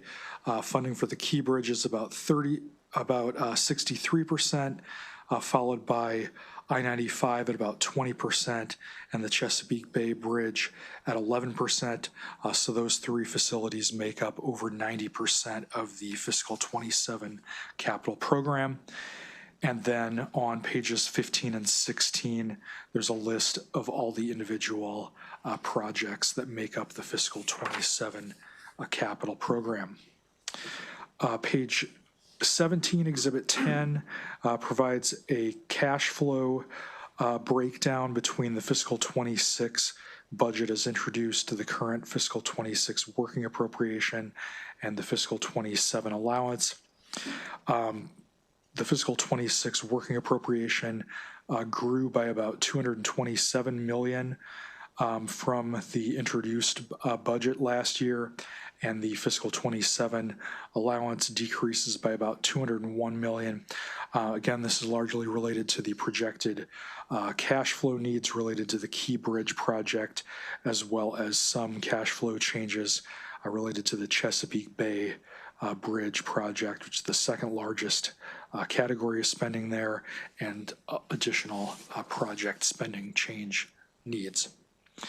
On page 18, Exhibit 11 provides a list of major changes from last year's CTP. There were 4 projects that were added to this year's CTP. In total, the total cost for those projects are about $311.5 million. Turning to the issues section of the analysis, beginning on page 19, the first issue is MDTA's financial outlook. Exhibit 12 shows the 4 main financial standards that pertain to MDTA that they are required to meet. These include the rate covenant and debt service coverage ratios, which are requirements for the net revenue to debt service ratios. There's also an unencumbered cash limit and a debt outstanding limit. In meeting these requirements, MDTA has a 6-year financial forecast, which is submitted to the General Assembly twice annually in September and in January. Page 20 provides a summary of that forecast, and Appendix 2 at the end of the analysis provides a full restatement of that forecast for reference. Beginning with the debt outstanding requirement, this was raised to the current $4.0 billion level by Chapter 2 of 2024 from $3.0 billion in the wake of the Key Bridge collapse to provide further flexibility in debt issuance. Exhibit number 14 on page 22 shows the annual debt issuances and debt outstanding levels from fiscal 2021 to present, and then the projected levels through fiscal 2031. You can see on Exhibit 14 that there have not been any debt issuances in the past couple years. However, in fiscal 27 through 2031, there are new debt issuances projected. Those debt issuances result in the total debt outstanding level to increase from just under $2.1 billion at the end of fiscal 25 to about $2.7 billion at the end of fiscal 27, and then will exceed the current $4 billion debt limit in fiscal 2029 at about $4.2 billion, and will continue to increase and peak in 2030 at just under $4.7 billion. Due to this increase, there has been departmental legislation introduced this session, which would increase the debt outstanding limit from its current $4.0 billion level to $5 billion to allow for flexibility in those planned issuances in future years. Pertaining to the debt service coverage ratio, this ratio is set at 2.0. The fiscal 27 ratio is estimated, excuse me, I got my pages turned here. The fiscal 27 debt service coverage ratio is projected to be 2.2. However, based on increases in debt outstanding and the projected decreases in toll revenues in the near term, the debt service coverage ratio is projected to fall below the 2.0 requirement in fiscal 28 to 1.9 and is projected to continue to decline to 1.2 by the end of the forecast period. The rate covenant compliance ratio similarly has a requirement of a ratio of 1.0. This ratio is projected to be 1.7 in fiscal 27, and for the same reasons is projected to decline in each year of the financial forecast and fall below the 1.0 requirement in fiscal 2031. For the unencumbered cash balance level of $400 million, this is estimated at $595.7 million at the end of fiscal 25 and is projected to decline to equal the $400 million threshold in fiscal 27 and maintain that level throughout the remainder of the forecast period. Due to the fiscal stress that is indicated by the declines in these financial standards, MDTA indicated in its submission of its most recent financial forecast that there will be a need for a system-wide toll increase during the 6-year period in order to maintain compliance with these financial standards. The analysis requests that MDTA comment on the timing of a potential toll increase and how that would be implemented. Then the next issue discussed in the analysis is the Francis Scott Key Bridge, beginning on the bottom of page 23. There was a language in the 2025 Joint Chairman's Report which requested a report from MTTA on the status of that project as well as the funding for that project. And the design and initial construction of that continued to progress during the past year. In November 2025, MDTA announced updated cost and schedule estimates for that, and updated cost estimates of between $4.3 billion and $5.2 billion, and a projected opening date of late calendar 2030. The report submitted by MDTA also provided an updated list of fund expenditures on the project to date. Exhibit 15 on page 26 shows those as of November 2025.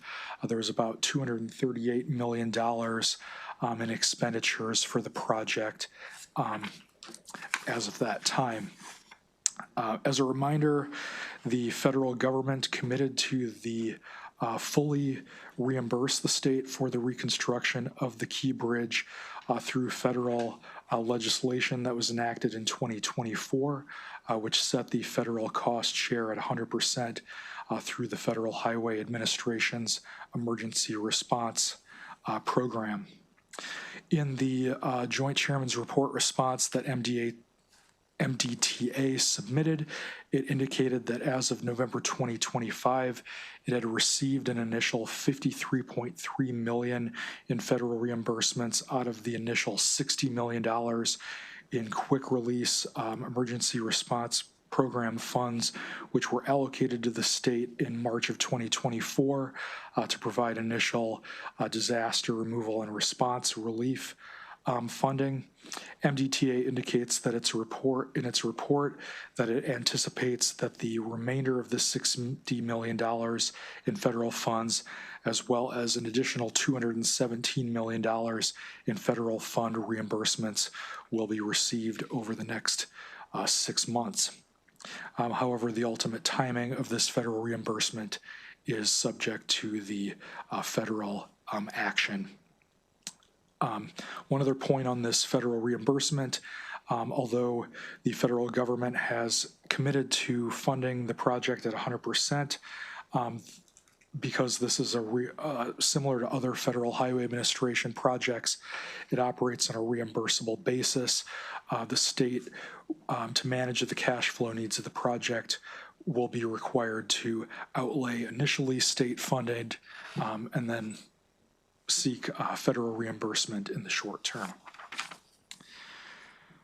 Turning to the next issue in the analysis, beginning on page 26, there is discussion of the Chesapeake Bay Bridge, an issue that came up last March towards the end of the last legislative session was the National Transportation Safety Board, in its investigation into the Key Bridge collapse, issued a recommendation to several bridge owners across the country, including the Chesapeake Bay Bridge, which were constructed prior to the adoption of current safety standards for new bridge construction related to vulnerability in the wake of a collision with a bridge.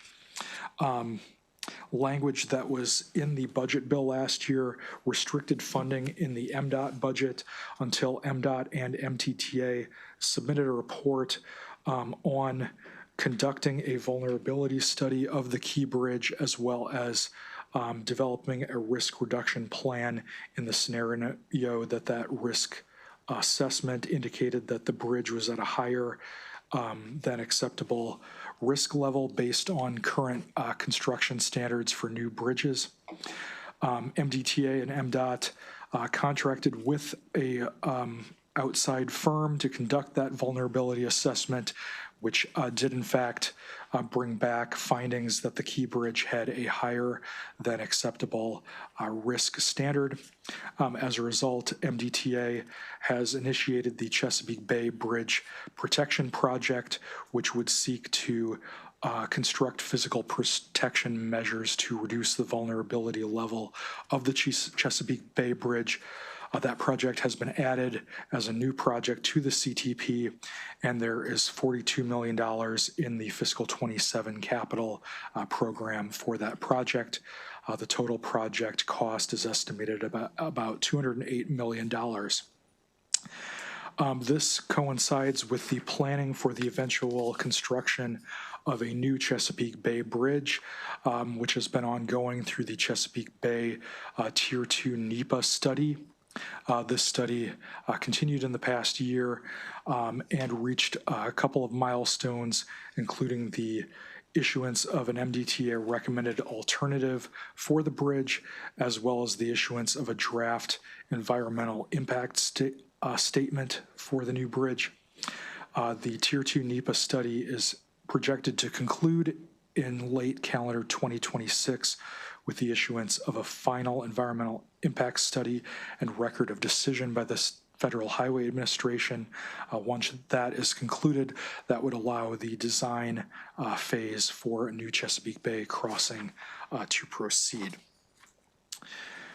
The fourth and final issue that's covered in the analysis is related to collection of outstanding toll debt. This was another item that there was narrative in last year's Joint Chairman's report requesting MDTA to provide a response to.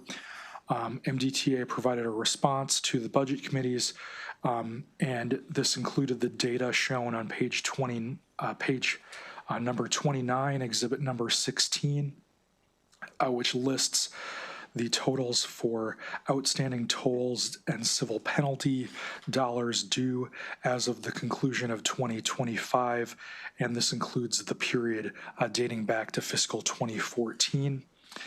As shown in Exhibit 16, the total amount of outstanding toll due and civil penalty amounts due was about $1.6 billion. This includes both in-state and out-of-state drivers. This shows the breakdown was about $907.4 million from Maryland drivers and $730.5 million from out-of-state drivers. Among out-of-state tolls due, the highest share of that was from the state of Virginia at about $202 million, or 27.7% of the total, with Pennsylvania and New Jersey rounding out the top three. The report also asked MDTA to comment on efforts to increase the collection of this outstanding toll data. And in its report, MDTA discussed a number of strategies, including increasing EasyPass utilization, increasing the interoperability of the MDTA system with non-EasyPass toll collection methods that are used by other regions of the country, entering into reciprocity agreements with other states, and engaging in collections processes. Then the last item in the analysis, the operating and capital recommended actions are shown on page 31. DLS is making one recommended action for the operating budget, which is adopting narrative requesting two status reports on the Key Bridge project on July 1st and January 1st. For the capital project, DLS concurs with the budget. That concludes the DLS presentation. Thank you. Thank you very much. Are there any questions? All right, Mr. Gardner and Assistant Secretary McAndrew. Thank you. Thank you. Happy to be back. Good afternoon, Chair Hedelman and members of the committee. For the record, I'm Joe McAndrew, Assistant Secretary of Transportation, joined today by Bruce Gardner, Executive Director of the Maryland Transportation Authority. I'll be brief here, but I appreciate the opportunity to discuss Maryland's Transportation Authority's budget. And thank you to Sam Quist for his review of the department's budget. Before turning it over to Bruce to address the DLS analysis, I'd like to highlight several important accomplishments over the last year. First, due to the unwavering and hard work and dedication of the MDOT team, the MDTA team, as well as our partners at SHA and throughout the department, we've continued to make great progress with the Key Bridge rebuild.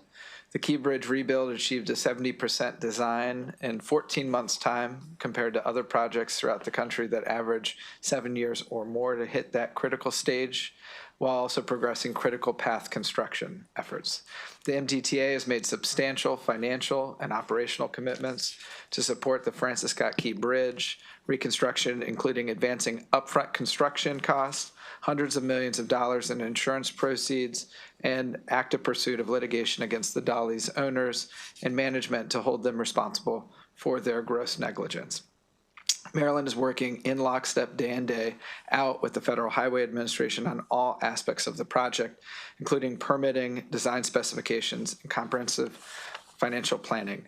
Together, we will work closely with our federal partners to deliver a safe, modern bridge as quickly and cost-effectively as possible. And we're committed to working day in and day out to do our best to mitigate when and where we can the impacts of the loss of this critical asset. I'm also happy to report that MDTA has received $7.5 million in a federal grant from the Infrastructure for Rebuilding America, or INFRA, grant program. The grant is for the Curtis Creek Drawbridge Rehabilitation Resiliency Project. The drawbridge represents a critical link with the Key Bridge to provide a much-needed third crossing of the Patapsco River. Lastly, I'm pleased to report that MDTA's middle AA credit ratings were recently affirmed by Moody's, Fitch, and S&P, although the rating agencies continue to monitor the timing of federal reimbursements for the Key Bridge. And finally, let me close by saying that the MDTA is dedicated to delivering safe, efficient, sustainable, and equitable transportation solutions for its customers and to improving the customer experience. And I'm going to hand it over to Bruce, who will provide some additional information on MDTA's efforts over the past year and address the DLS analysis. Thank you, Assistant Secretary McAndrew. For the record, I'm Bruce Gardner, Executive Director of the MDTA. Thanks for the opportunity to be here today to discuss our budget. As Joe stated, 2025 did represent a year of forward momentum for the MDTA. In addition to focusing on our core operations, we continued to make significant progress and strides towards rebuilding and enhancing our major infrastructure and improving our financial health and enhancing our customer experience. While the Key Bridge rebuild has been a primary focus, the investment in the Bay Bridge safety and security has also been a key part of our progress this year. In the spring of '24, as Sam indicated, the MDTA did initiate that Bay Bridge protection project to evaluate and study the bridge protection. And while that bridge is in compliance with all our federal permits, we have done the analysis under the AASHTO code requirements to determine what improvements could be made, and we did issue an RFP for the installation of physical protection measures near the Bay Bridge and those pier spans. So that RFP is out on the street, and we will be looking to work with a design build firm to do that project. The actual construction cost is about $175 million. That's anticipated to start in the spring of 2027, following the selection of that design builder. So considering our presence here today at a budget hearing, I just want to focus on both the physical condition of our infrastructure as well as our financial health. As Sam indicated on page 13, the vast majority of our 6-year capital program is focused on system preservation, and we do have a robust inspection program that's required by both federal code and our bondholders. This helps ensure that our facilities are in a state of good repair. We're continuing to do that bridge work, resurfacing, deck replacements on our projects. And while we are financially resilient, and that has been proven over the past few years with weather, financial impacts related to COVID and the Key Bridge collapse, it is important to remember that it has been over a decade since the last system-wide toll increase for the MDTA. Since that downward toll adjustment in 2015, inflation has risen at a compounded annual rate about 2.8% annually, and that's been a 36% loss in buying power for the MDTA as we move forward with our program. So while we've been able to sustain it ourselves through conservative budgeting practices, innovative financing, those methods are no longer available to us coming into the future fiscal years, and they have not enabled us to keep pace with inflation and operating costs, and particularly for the capital investments we need to make. So again, as Sam mentioned, the toll increase in conjunction with that increase in the bond cap, and thank you to the committee for passing that legislation out of the Senate, sending it to the House. You have the cross-file coming already back with you, I believe. But it is imperative that we preserve our bond credit ratings and do the hard work in the next year to prepare for that system-wide tolling increase. We will do that and in the next fiscal year, but as we prepare for that, there's also some things that we need to do for our financial health generally. There are a few examples that were mentioned in the analyst report, but I just want to stress on reciprocity with other states. We have been actively in discussions with Pennsylvania in particular. The reason we are focused on Pennsylvania is because we believe that's the easiest path to success in getting a good chunk of that out-of-state money with them. We believe the terms that we can enter into them will be favorable, and they are currently partnering with several New York tolling agencies. So knowing that the Pennsylvania and New York agencies will be together, we've been monitoring their progress. Once they will enter into that agreement, hopefully later this year, and we expect next year, and working closely with our colleagues at MVA, to be able to enter into that reciprocity agreement in 2027. But we also need to pursue the debt collection for out of state. So we have an RFP that we've developed in draft form, and we hope to award that by the end of this calendar year to have debt collection agencies go after the debt for the out-of-state residents that you saw in the chart there. I will note that some of the Virginia numbers that you saw in Sam's chart, well, that includes a discussion that other committees have had in the General Assembly. You've probably heard on the floor, but with Virginia plates. So there are Maryland residents with Virginia plates. So that out-of-state debt is sometimes somebody that lives in the state of Maryland but has a Virginia plate, and it's hard to collect from them. Our CCU at the Department of Budget Management cannot to get that unless they are tax filers in Maryland. So additionally, we have been doing several strategic initiatives to help improve video toll collection rates and their customer service focus. It's sending out that additional notice to people getting a bigger, bolder envelope that they're going to notice so that they're can be in compliance before they end up going to a collections or having to get their vehicle registration suspended. Another thing simply is like having a QR code on the notice that they get so they can go right to their account. They're not searching through our website. So second warning notices I mentioned, and just a number of things that we've got teams working on throughout the past year or so to improve those collections. Really important to do before we go out to our toll-paying customers that own those easy passes, that are paying every day for the toll facilities. Get our house in order on those. So we will be working with that, and we have also, as a result of legislation last year, developed a payment plan option before we send people to CCU. Getting them to engage with us is the challenge sometimes. So we've sent out lots of letters for payment plan options to work with us. So far, it hasn't been a great response, but we're looking at ways to market that program even more in the coming year. So before I address the rest of the DLS analysis, I'd like to thank Sam for his work throughout the year with us, but specifically we were asked to comment on the timing of that toll increase. With that coming up in fiscal year 28, that's going to require us starting in calendar year 27, early in 27. That toll setting process is established in the statute, so Transportation Article 4312. It's a public process that begins with a toll proposal for the MTTA board's consideration, and that's followed by 2 public comment periods and public hearings at each of our toll facilities that is impacted. So as we consider those rates and recommendations, the board will take a final action to approve that a recommendation. That entire process takes approximately 10 months. So we will try to work as expeditiously as we can on that. There's a flow chart that we provided in our written response that details each of the steps in that process. So I hope you take a look at that at your leisure, and I'm available to answer any questions that you have.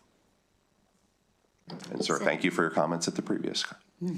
Thank you. Senator Salling. Ditto on what I said before about the Key Bridge. It's important to all of us, really, especially in the central part of Maryland, how we depend upon that. Our truck drivers are at a bad place right now, especially with hazmat, because they have to go all the way around. They can't go through the tunnels. So they depend on 695 west, and so a lot of traveling for our truck drivers. Just saying that, we're just at a place right now where we know we're at the mercy of our state and our federal partners to try to do things speedily. So I want to thank you for that. I think when just getting back to the tolls, I think we kind of let ourselves be a little vulnerable. And I say that for this reason. When we go manless, and we have, which we just saw, all the ones that have not paid those tolls. And there's millions of dollars in there, if I'm not mistaken, throughout the state and the East Coast that people, they go through from New York, Pennsylvania, down the coast to Florida. And just knowing that they're manless, have we kind of tried to look into other options where we can maybe find another way for pay? I say that for this reason. If they're out-of-state people coming through our state, and we had one area where we had one person to be in one area going through there from out of state that they would have to pay, do you think that would make somewhat of a difference?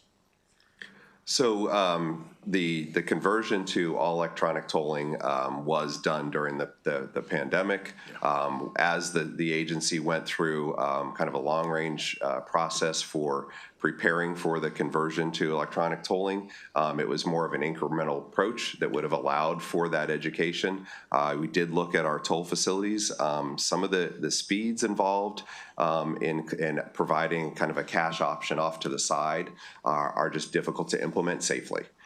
and we do pride ourselves on safety. So it's an issue that all tolling agencies are living through, as you've kind of implied, right? So, our overall collection rate, when you think about, all of our tolls involved, we're in the high 95% of all our tolls because of the penetration of Easy Pass. I think there are opportunities that we can do in adjusting our tolls in the future to incentivize the payments in a different way that we have been. That we did that in the middle of this 10-year period of no toll increases, and we can do better things like incentivizing having your transponder. We know that there seems to be, based on our analysis, situations where out-of-state folks might be putting their transponder, hiding it, putting it away, taking the risk that we're not going to catch up with them on video tolling. Well, we could incentivize the toll rates to kind of tamp down on that a little bit, because we do provide that for in-state residents, and we see better compliance rates on in-state, with the transponder and using it when you have a valid account. So several things that we're looking at. It's part of what our industry does on an annual basis at different. There's some come up in the end of March talking about revenue assurance, but the high speed, mixing high speed and low speed doesn't really work in terms of payment options. So we have to do these things for the unbanked that might be off the highway, because that is also a biggest challenge of the folks that aren't comfortable using credit cards and doing those things. So a number of things that we can do there too. And one thing that Director Gartner said about Pennsylvania and New York, it's important to go ahead and work with your neighbors to make sure that you have a reciprocal agreement. So there's a bill that we put forward as a department this year that's moving through JPR around reciprocity for automated speed enforcement. There's the out-of-state vehicle registration, and our friends in Virginia are starting to take note. We've had initial conversations with the Spanberger administration about an MOU for reciprocity for out-of-state vehicle registrations, automated speed enforcement, and then we will also be able to address through that, hopefully, tolling challenges that we have as well. But they've got budget language in this year to do a study, and they're going to set up for a move next year. So we're ultimately, hopefully, going to be making some progress in that space as well. The District of Columbia is also party to that discussion too. And I talked to MVA today. We had a Zoom when we talked about the Virginia license plates and that being the issue, and how it's easier for the Virginia people getting Virginia license plates living in Maryland. I mean, we had the instant where I went to a drive along with a police officer, and they pulled over a truck, and the truck driver, which caused an accident, had a Virginia license plate. Okay, and that was one of the questions that I talked to her about, and she brought the question up. And the answer for that person to get around it, oh, this is not my truck, this is my dad, and he lives in Virginia. Yeah. So, there's ways that people get around that. I mean, we just got to find ways where, and we know why they're doing that, of course. Yeah. But it's an issue. And if I could just one more thing, Madam Chair, this has been an issue for a long time. We've talked about this many times over, and I know my delegate, about the trucks and about the issues that we have going from the Port of Baltimore to Trade Point to Port of Baltimore, and for cost. And it's brought up all the time, as you know. We see the truck drivers, as much as I know, they can't go over the bridge now. But they do go under the underpass to eliminate going through communities, going through areas where they turn, where they knock down signs. I mean, they destroy sidewalks and we try our best for them to not go in areas where there's schools, where there's homes, and try to make it safe in our community. So we got an area where they go straight down Browning Highway, as you know, and take that underpass and go Trade Point Atlantic, or go right back to the Port of Baltimore. And they don't go over the bridge. We've emphasized toll road. And I know we've talked about that many times. But I would think that we could find a better and a more easier way and a fruitful way for our independent truck drivers, our people that are trying to make a living as they are, and not making it so much of a cost burden to them when they're trying to make a living going back from one place to another, when they're constantly being charged because it's toll road. And I talk with them all the time, the truck administration and our truck drivers. We try our best to help them out. And again, this has been ongoing conversations ever since I've been a senator. And I'm just hoping we can come to a place where we can help our truck drivers and they don't have to constantly go from one area to another area and always being burdened down with these financing. And, you know, it's just a hard thing for them. So say that. Thank you. Any other questions? I have a big question. Like, if we didn't have what happened to the Francis Scott Key Bridge happen, what does this look like? I mean, are we well down the path of a new Chesapeake Bay Bridge? I mean, So without the Key Bridge involved, we had previously been projecting a toll increase needed to maintain our financial standards in 2029. So what the Key Bridge did, because of the loss of revenue associated with that, now they're talking about diversion. So a lot of that traffic has diverted to the tunnels. That's why we're seeing the traffic through there, west side of the Beltway. But it is a loss of over $200 million in revenue over our program period. So that moved the need for a toll increase forward to FY28. So we would have always had the need. It's just the order of magnitude of the increase that might have been needed in the first fiscal year versus the fourth or fifth. So we try not to be doing toll increases in our history. They've only happened at intermittent frequencies, but that was largely because it was cash operated. So we would always needed it. It's just happening earlier. I'm not just talking about the tolls. I'm talking about projects. So our capital program would have been $3 billion something, and you see an $8 billion. I'm listening to Will's program. We do not take pride in being larger than Will's program at State Highways, but that Key Bridge has a lot of that. And I think I've talked previously about just like the significant cost components of that Key Bridge, that revised estimate that we have. It is a very unique situation in the Patapsco River and the bottom of that river and that channel. So it's a challenge. We get one more, if you don't mind, Madam Chair. The HOVs, and I know we have a couple more that we have out on 95, for instance, which we have the high occupation vehicles in some of the areas. No, what we have is express toll lanes in Maryland. We don't have any for high occupancy. So our trust agreement doesn't allow the discounts for the number of passengers, but that will be looked at as part of anything that was associated with the American Legion Bridge project over going into Virginia in that way. And I'll let Joe speak more to that. But so those are express toll lanes that we have. Express toll lane that you have on 95 now. Right. White Marsh in other areas. Right. And I know they adjust throughout the day. Yes, so they're peak period, non-peak, overnight. There's three different rates for them. So we are continuing to work on that project, extending that north, and that'll finish up in a few years' time. Okay, thank you. Thank you. No further questions? Thank you. We have one person to testify, Kevin Wells. Is there a Kevin Wells here? Nope. Oh, yes? Yes. Okay, Mr. Wells.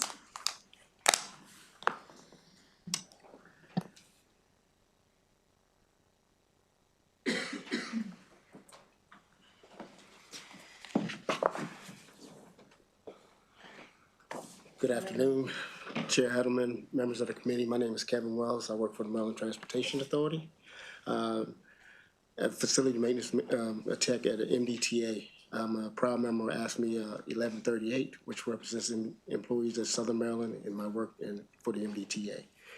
I'm responsible for critical maintenance operations, including equipment maintenance, snow removal, debris removal, lane closures, and more. Members work hard to keep MDA operations running efficiently.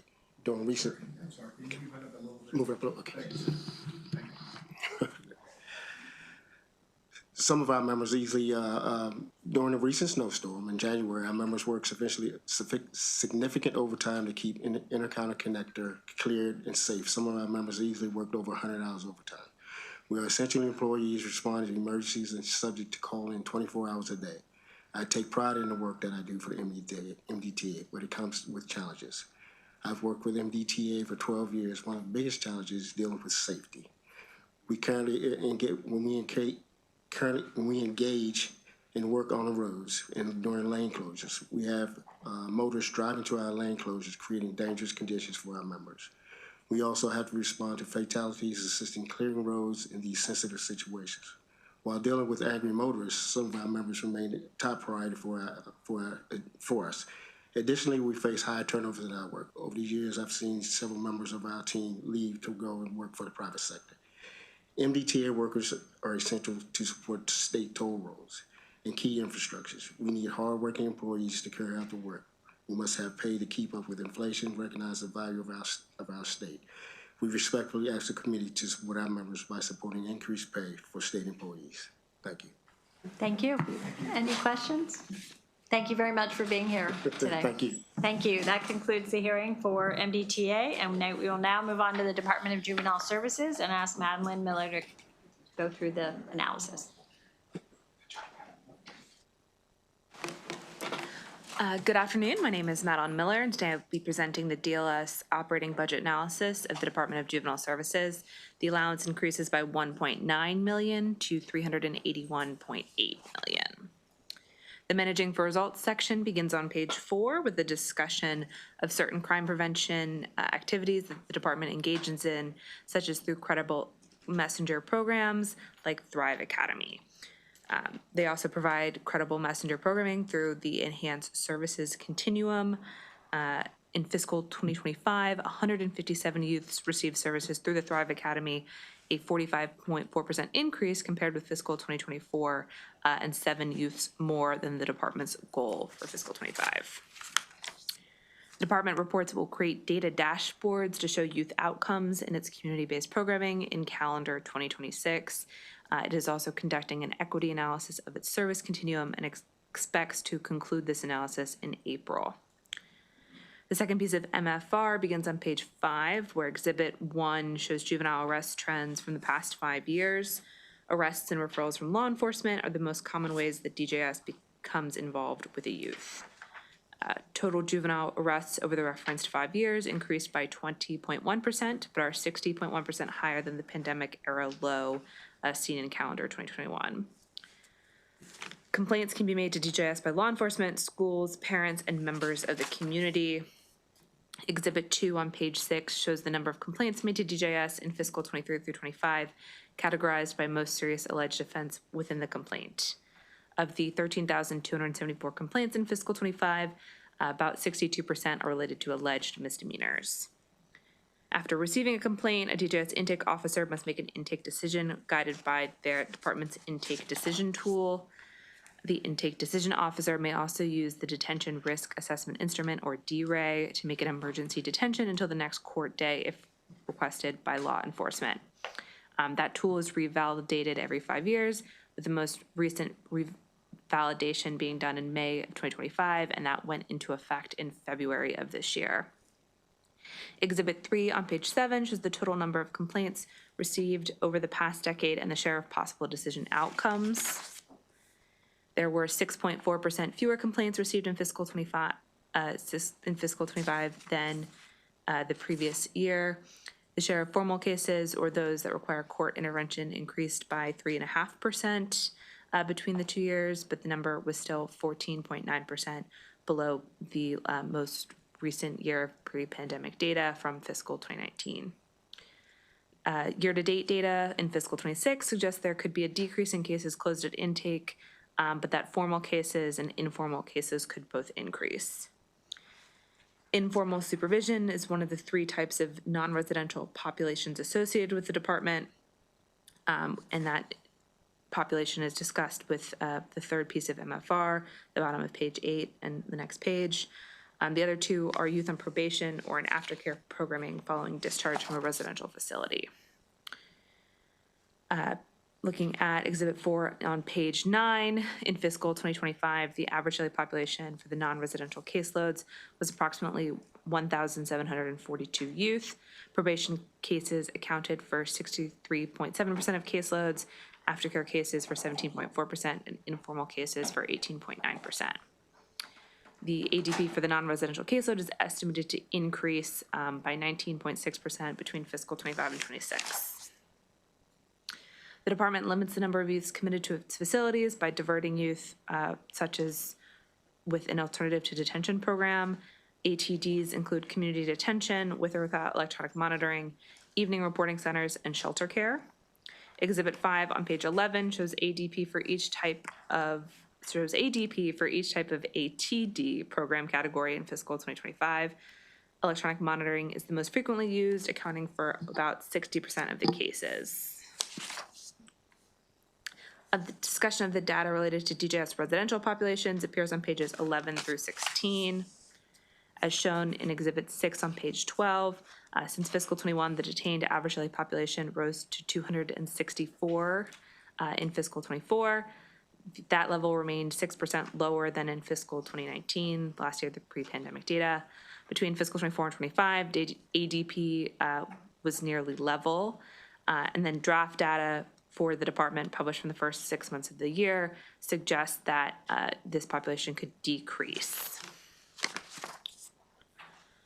As shown in Exhibit 7 on page 13, average length of stay for those three populations has increased by 10.1% for predisposition, 62% for pending placement, and 15% for the adult course authorized populations compared with the fiscal 2019 levels. Average length of stay for each population is expected to grow in fiscal 26, even as ADP is expected to decline. Post-court decision, some youth receive committed treatment in a residential setting, such as in a state-run facility, or DJS may contract for such treatment to be provided in-state or out-of-state.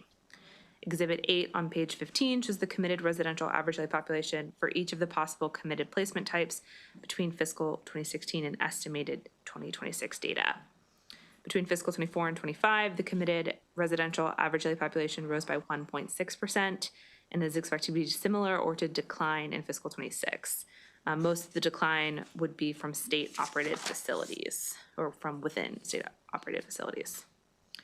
Since fiscal 2016, contracted in-state or per diem placements, that average daily population has fallen by 82.2% to about 65 youth in estimated fiscal 26 figures. The out-of-state average daily population decreased by 3.6% between fiscal 24 and 25. Reentry and recidivism measures are discussed on pages 16 and 17 with exhibits 9 and 10. DJS case managers complete pre-discharge checklists and post-discharge checklists 30 days after a youth's release to determine if a youth is appropriately connected to needed services, has successfully enrolled in school, and remains in stable and suitable housing. The department reports this information in its managing for results data. Compared with fiscal 24, fewer youth were enrolled in workforce development programs, more families attended the reentry planning meetings, and fewer youth in DJS facilities had completed program units in education, work readiness, life skills, wellness, specific trade, or on-the-job training. Through the fiscal 2025 data resource guide, the department reports that for its fiscal 2023 cohorts, 83% of youth with probation dispositions and 81.5% of youth released from committed treatment were successful and not reconvicted of a new offense within 12 months of release. Exhibit 10 details 2- and 3-year recidivism rates for the youth released from probation dispositions and for youth released from committed treatment placements. Within 2 years, 72.4% of released probation and committed youth from within 2 years, 78.3% and 72.4% of released probation committed youth from the fiscal 22 and 23 cohorts were not reconvicted of a new offense. A discussion of the fiscal 25 and 26 budgets appears on pages 18 and 19. At fiscal 25 closeout, DJS reported unprovided for expenditures to the Comptroller's Office of approximately $3 million, with money needed to pay for services, including $1.3 million for purchase of care and legal services and $1.5 million for somatic health and nursing services. Ultimately, about $3.8 million is added to fiscal 26 to cover 2025 shortfalls, also including vehicle replacement costs and programmable logic controller costs. Overall, 14 deficiencies at a net of $15.9 million. Other areas of increase include legal fees and data archival contractual services associated with the Maryland Child Victims Act, medical care contracts, and temporary air conditioning at the Baltimore City Juvenile Justice Center. Growth is offset by the removal of IT equipment funding, per diem contractual services, and some of the funding associated with opening a youth drug treatment center that I'll discuss more in a moment. Touching on Exhibit 11 on page 20, this is a pie chart that shows an overview of agency spending. Approximately 72% of the budget supports personnel costs and 12% is used for youth programming. The budget change chart is on pages 21 and 22. Costs for personnel increased by a net of $18.8 million, including for 8 new positions. The largest decrease in spending shown on page 22 is associated with Chapter 5 of 2023, the Child Victims Act, while fiscal 25 deficiencies add $8.6 million for legal services and data archival services from the Maryland State Archives. The amount provided in fiscal 27 is estimated to be $2.5 million for the legal services costs only. A discussion of the BRFA and 2 sections that are relevant to DJS begin on page 22. I'll just highlight the first. Section 10 of the BRFA would amend language that was added to the fiscal 26 operating budget bill. That language specified that $3 million in general funds be used to reopen one of the department's temporarily closed facilities as an adolescent drug treatment center that the department could use as a treatment alternative to detention or commitment, and that's the Alfred D. Noyes Children's Center in Montgomery County. Because the facility was hardware secure when it was open, the department has been dehardening the facility in fiscal 26, removing certain detention grade features. While closed, the facility also had been used for storage. Section 10 of this year's BRFA proposes altering the language to instead allow the funds to be used for providing drug treatment costs at other youth-serving facilities and to reopen Noyes as a facility for children. Noyes is located immediately next to a Regional Institute for Children and Adolescents, or RICA facility. In coordination with the Maryland Department of Health and Department of Human Services, DJS plans to relocate to Noyes the facility for children that is currently located at the RICA facility. The FFC operates for youth who have been court-ordered to seek treatment. DJS would then open a substance abuse program at the RICA facility, which would expand the current capacity of 8 youths to 16. The department also plans to provide educational services on the Noyes campus with JSEP staff. An opening date for Noyes, or date for that facility swap, is not yet certain, but is estimated to be in calendar 2026. The Department of Legislative Services recommends that $250,000 in general funds be withheld pending the receipt of a report on the operation of both facilities, as well as the ongoing relationship between DJS and MDH and the fiscal 26 and 27 spending plans at the facility. Returning to the proposed budget change, spending on non-residential per diem contracts decreases approximately $5.4 million between fiscal years. These contracts support costs for intensive in-home family therapy and supports. Exhibit 13 on page 24 shows that the allowance is level funded with fiscal 25 actual costs, but as discussed previously, the department's non-residential caseload is estimated to increase between fiscal 25 and 26. DJS should comment on the variations in budgeted levels in its testimony today and the reasonableness of the allowance given the caseload trend. Another area with decrease between fiscal years is spending on the enhanced services continuum as shown in Exhibit 14 on page 25. Spending falls $1.25 million. DBM reports that the reduction in the allowance is due to the startup delays in providing the programming expansion funded in the 2026 budget. In its testimony, DJS should comment on the funding decrease. The allowance also grows by $250,000 in connection to work planned to restore a cemetery or burial ground in Cheltenham, Maryland. One of the current detention centers, the Cheltenham Youth Detention Center, is a successor facility to one known as the House of Reformation and Instruction for Colored Children, or HRICC.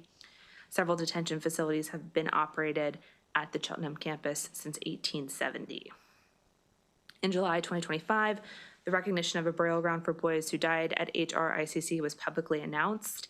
And in January of this year, the Board of Public Works approved the use of $200,000 in general obligation bond funding from the African American Heritage Preservation Grant Program for DJS to restore and develop a cemetery conservation plan in collaboration with the Department of Veterans and Military Families who own the land. A specific spending plan for the general funds in the budget has not yet been determined.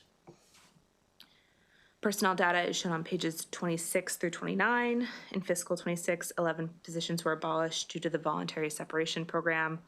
The allowance grows by 8 regular positions for education staff at Noyes. At the end of fiscal 25, there were 247 vacancies, or about 11.6% of all positions. Many of the DJS personnel work directly with children in facilities or in the community, and high vacancies, particularly among facility direct care employees, typically results in increased overtime expenses. Exhibits 15 and 16 on pages 27 and 28 show filled and vacant positions, as well as monthly vacancy rates for community and facility direct care staff. Vacancy rates for residential direct care staff have risen from a monthly average of 6.2% in fiscal 24 to 10.2% in year-to-date data.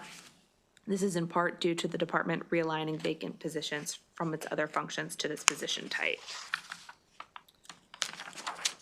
The vacancy rate for community direct care staff has fallen since fiscal 24, when it was 10.1%. It's now 8.2%. Overtime expenditures are impacted by departmental vacancies as well as increases in regular earnings.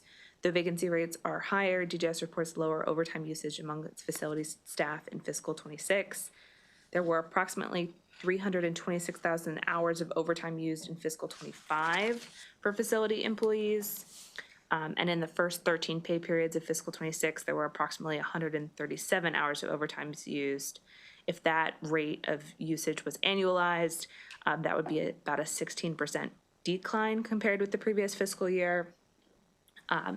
In fiscal 25, the department spent about $19.7 million on overtime, and reducing that by 16% would give you an estimated need of $16.6 million, while the working appropriation currently includes $16.1 million.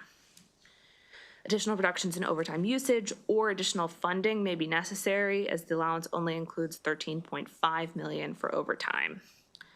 DJS should comment on its recent efforts to reduce its vacancies in its testimony today, particularly among facility staff, as well as its anticipated overtime usage. The issues section begins on page 30. In response to JCR language added last session, DJS submitted a report in September 2025 on several topics. While funds were released, DLS also recommended that the committees request a letter from the department by February 1st to fully address the requirements and follow up on some actions that were in progress.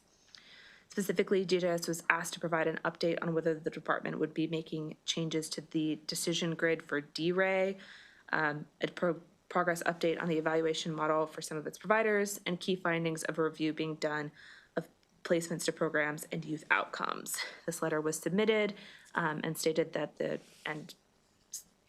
D-Ray would be updated in February, which it was. The evaluation model and key findings from the system-wide review of youth placements and outcomes is still ongoing. The second issue relates to a fiscal audit of DJS that was published by the Office of Legislative Audits in May of 2025. Of the 9 findings, 2 were repeated from a prior audit. The findings were for the period of April 2020 to December 2023. And this issue provides an update on findings that DJS estimated would be completed either by the end of fiscal 25 or by the end of January of this year. The audit's second finding was that the department did not ensure criminal background checks were properly completed for contractors providing youth care services. As of January, DJS reports is on track with this action, and no contract modifications are necessary to ensure compliance with currently contracted vendors. A memorandum of explaining the new process is expected to be issued to currently contracted vendors, and in its testimony, DJS should comment on the anticipated timeline or date by which that will be issued. DJS further reports that it has completely implemented the corrective actions for the finding that it could not document critical components of certain procurements and did not publish 6 awards as required, and that was completed as of November of 2025. The audit's 8th finding was that DJS did not approve of employees working double shifts on 4 or more consecutive days in accordance with its overtime policy and did not analyze activity to identify and evaluate the consistently high levels.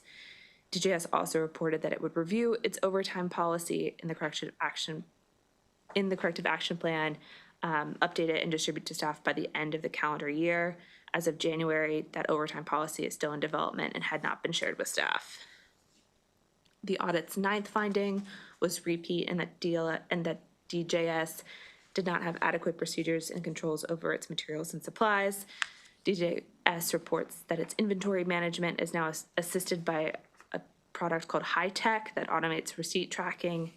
Inventorying of nutrition services is still in progress, but this progress on this corrective action is expected to be complete by the end of the current fiscal year.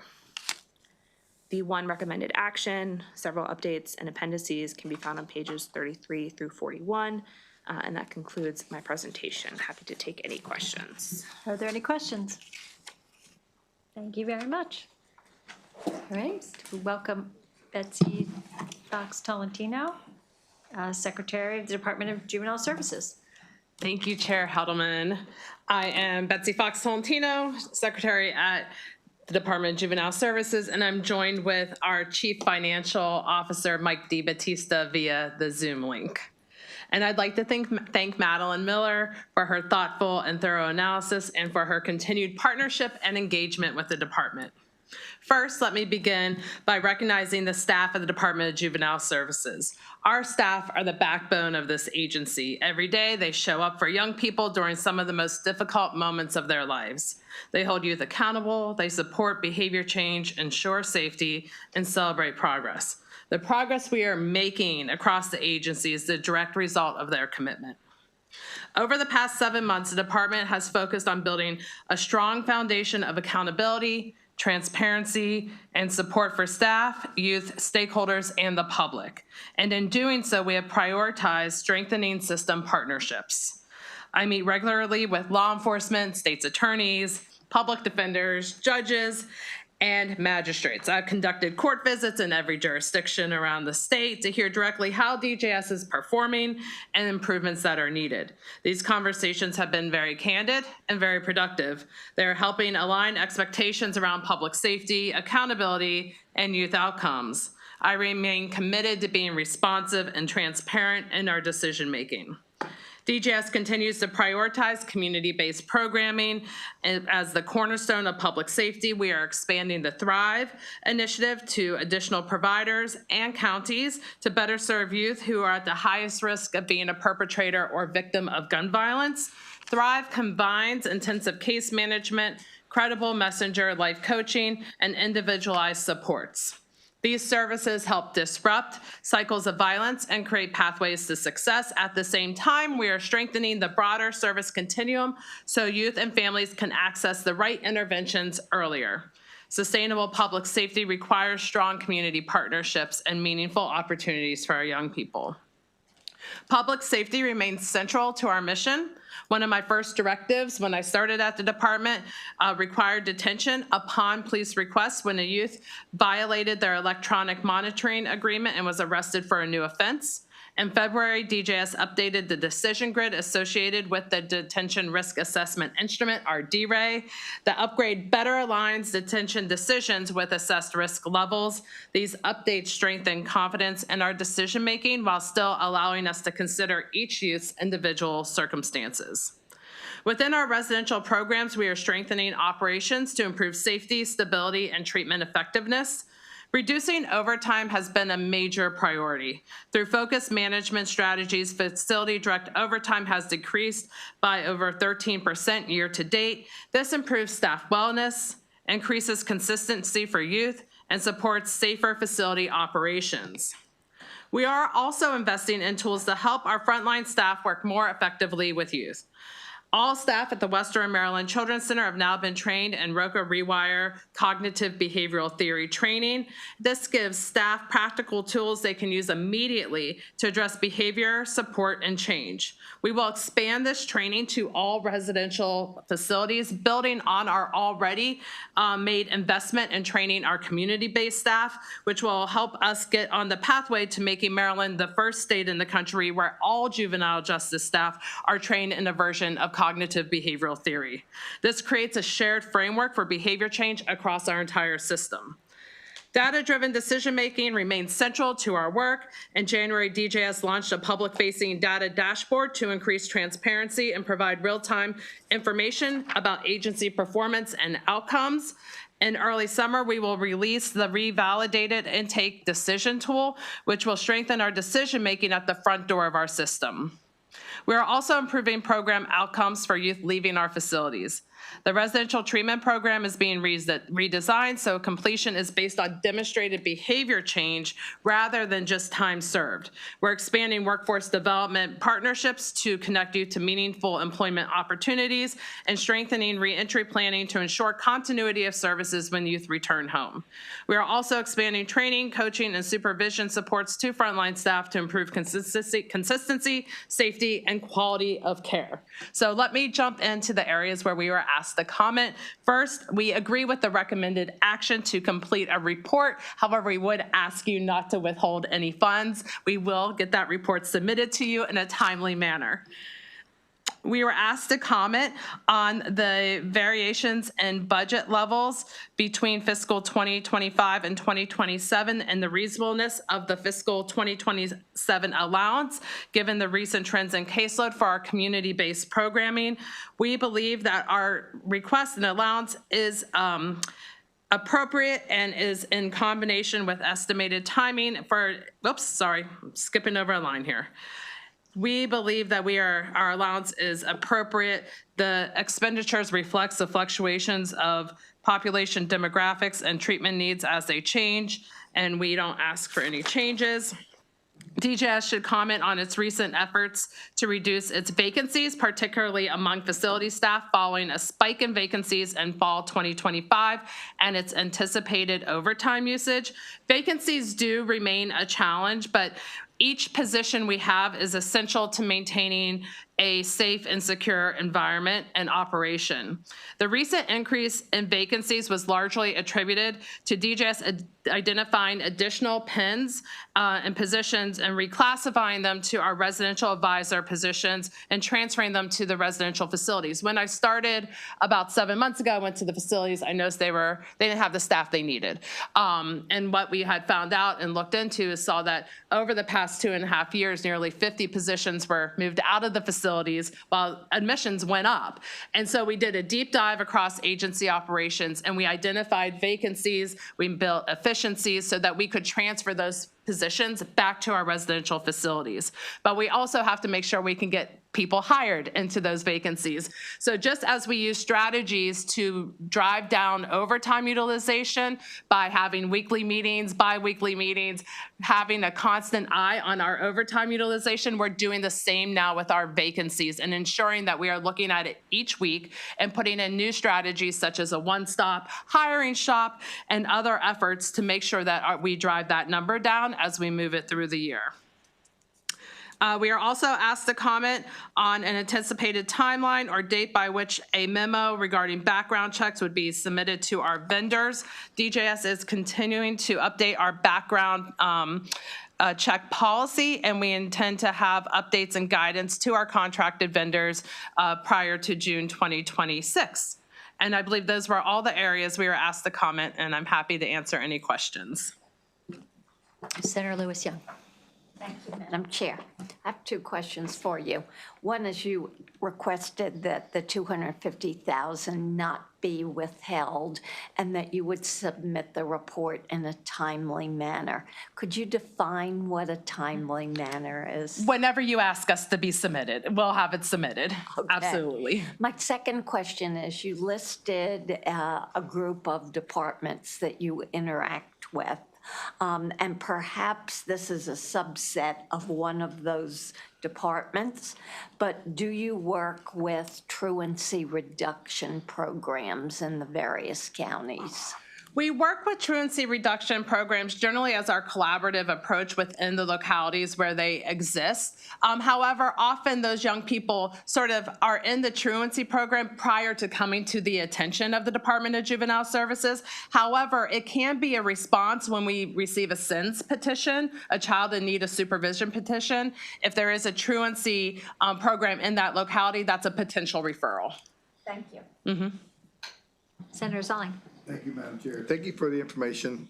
She already got one of mine reports, and it's important that we get them in a timely fashion. I totally agree with her. You got it right there, good senator. And so we just want to make sure that we get them quickly. Monitors, one of the problems that we see about youth and monitors and how they're just, we had an incident where we had 3 out with monitors and they hit a police officer. That was one incident that we knew, but we know there's few of them that are out there. We like to see more accountability. We need to make sure that if they're just going out and just breaking the law, or they think they're above it and they continue to do the things, I think we need to be more firm about things. And I think just letting them willy-nilly just, it's okay, and then going back, it's just something I think, if something needs to be done, something needs to be put in place, I think we need to be a little firmer about this, you know, because to me, it's always the second thought. Should I do this again? And they're doing it. And I just think we need to be ahead of that, just to say. I think it's important that we give them activities or give them certain things that they can do. But at the same time, you're wearing that for a reason. You did something wrong. And now you're doing something wrong again when you're here. So I think we need to have a little more teeth in something that we can make sure that they don't think about that, that second time around, just to say. I agree, and that's why when I started, I think about 3 weeks into the job, I issued a directive that said if we have a young person on the monitor and they get rearrested, DHS will detain that young person until the next court date. So that was a change in practice. We've had to use that policy about 25 times since I issued it in July. I think it was around July 1st. But we also didn't want to just use a carceral approach. Yes, we are going to detain when we see that repeated action, but we also provided our community detention officers with additional training and coaching, and also a directive that they be in the courtroom when the judge reviews the circumstances of that violation the next court day. And whether there were 3, there were 2 that were put in and they didn't get out. 1 did get out as a female. So I know that did happen. So I don't know why, because it was an offense again. So I'm just saying, though, I think we need to say if we're going to do one thing, we're going to stick with it. I just make the initial decision. Right. The judge can change that the very next court day. And I understand that. So one more thing. We got the report from the ombudsman. It's disturbing to see the department. It says it should conduct a facility-wide security assessment and develop an action plan to prevent contraband and entering a facility, which from what I'm seeing, it looks very disturbing. There's a lot of photos, 1, 2, 3. I mean, there's a lot of photos of things that are graffiti, trash, papers. I mean, just so many things. I mean, just waste. How are we addressing this now? And how are we making sure that this is going to be prevented, maybe? We have done an initial facility sort of security review, and we are identifying positions to be able to have a security officer position type at every facility. And that role will ensure that search policies are being conducted the way they should be, that they do those rounds to look at graffiti, look at contraband. You know, some of the encouraging things is we are finding the contraband, and we're also entering into partnerships with Maryland State Police and the Department of Public Safety and Correctional Services to utilize their canine units. So the canine units are coming through our facilities once a month. We've gone to 4 facilities now. I think it's 3 actually, 3 facilities now. And we have recovered in a few facilities a level of contraband, but quite honestly, not the level that we thought we would. And we're also being able, when we do those visits with DPSCS and MSP, learn from them as ways to improve our security measures to make sure that we have safe and secure facilities. We're also looking at improving our scanning technology so that we're able to identify hidden objects that are just beyond like the metal and things that our current scanners are able to use. And also make sure that we are, from top to bottom, everyone who comes in that facility is subject to the same level of search, whether it's me, staff, a visitor, anyone. We also have staff who randomly look at visitation. So we pull video. We have a frequent, our Inspector General's office looks at the video to see if we're missing opportunities to intercept or if we identify contraband moving from a visitor and the young person. So we have some things in place. Can we do some additional efforts? Absolutely, and we're moving in that direction. And just one more thing, Madam Chair. I know for a period of time, the working atmosphere was a little hostile. I don't think it was going very well at one time, and you're here now, and you've been here for a period of time.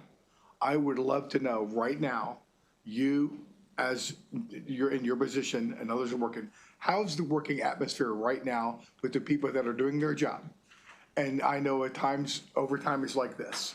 And I know, as the good senator calls to me, we constantly try to find ways to get more people to be trained in jobs and to be qualified and be certified and try to get more people out there and out there to work and to fill in those positions.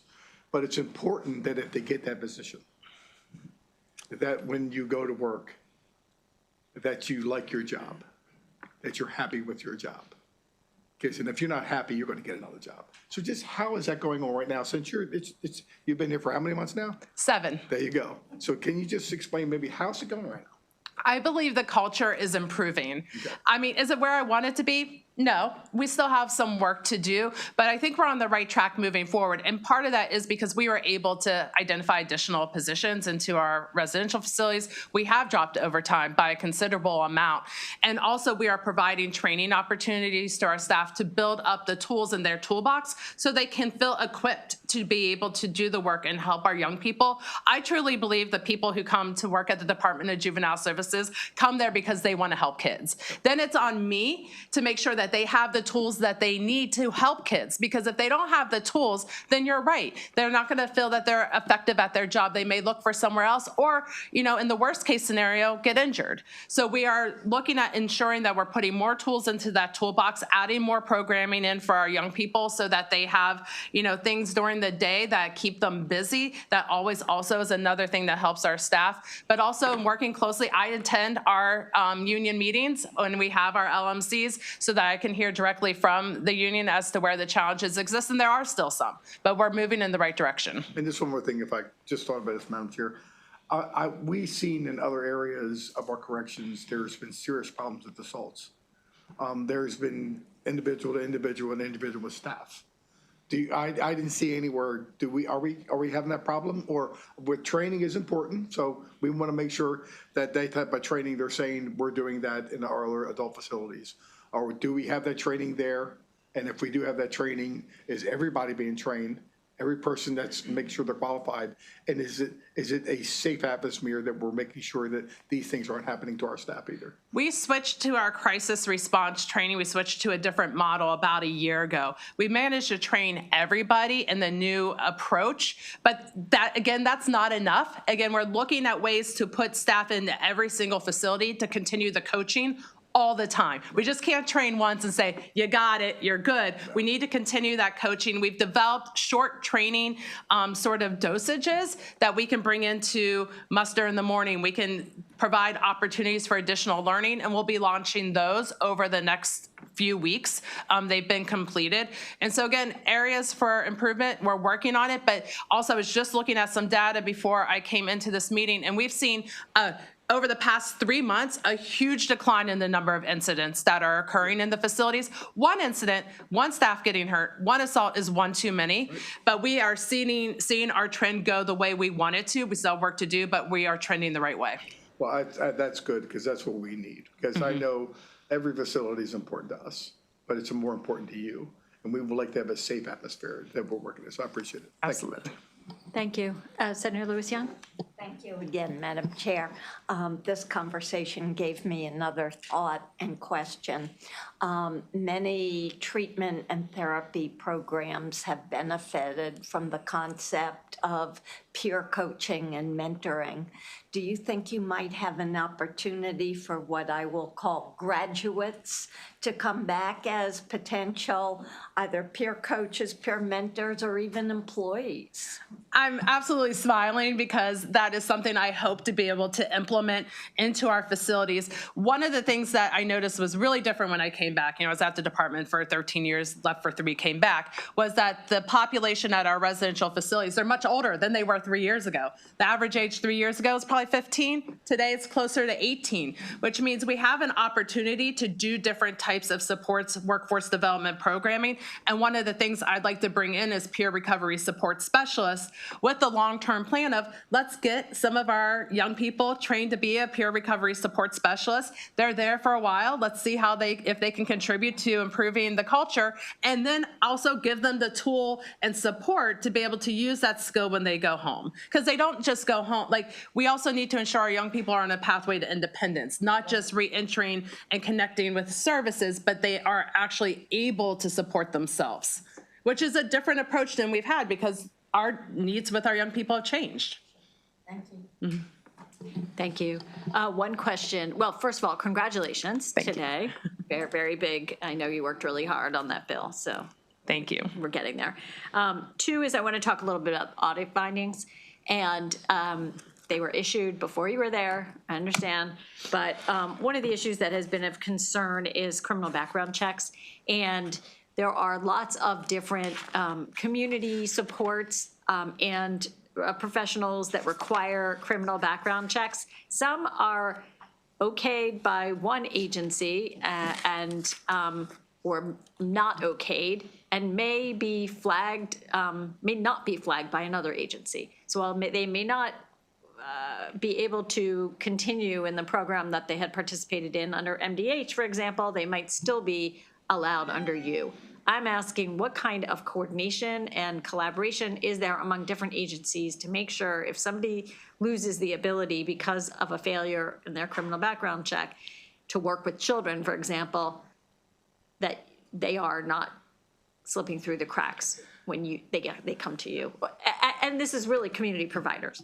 Yeah, and we are looking right now on how we can make sure those cracks don't exist. So when I came here, I looked at our background policy. It needs a complete overhaul. And we have lots of different populations that we have to do background checks for. Some that are in residential settings, are licensed residential providers, and then, as you mentioned, the community providers. And we have requested policies from all our sister agencies so we can look and see that we are being consistent across the board, identifying the best practices that are already occurring, why reinvent if something's working well, but also getting policies from our contracted providers that understand what they are currently doing so that we want to make sure we create opportunity for impacted people to have connection with our young people. It can be completely transformative and effective, but we need to make sure we do that in a safe way. So creating that balance, we're in the process of that right now with hoping to issue our new policy and direction to our vendors by the beginning of June. Okay, that's very helpful.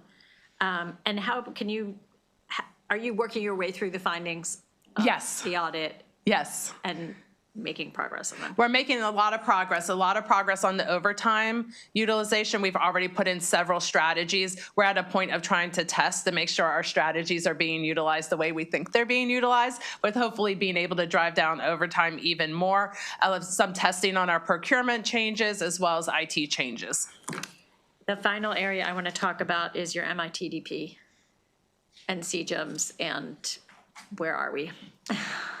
We are exploring our options as it relates to our case management system, which was supposed to be CJAMS. We did not go through the entire process to become a agency that fits into that system. We have so many different needs as it relates to confidentiality. We can't talk to a lot of people. So we are working with Do It right now to see what the best next steps are to procure a system to work for our frontline staff and for our young people. Our system is very old and needs to be updated, and it's a significant priority for me, as well as ensuring that we're moving in the direction of having electronic health records for the young people who are in our facilities. So can you shed a little more light on that? Where are you in your conversations with Do It? We are discovering on what the best process is moving forward. I'll have to circle back with you as we develop the next steps. Okay, that's fine. Senator Rosapet. Thank you.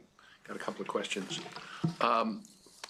First of all, following up on Senator Saling's question about workforce, On page 16 of the analysis, Exhibit 9, it has percentage of youth enrolled in workforce development programs, and it ain't great.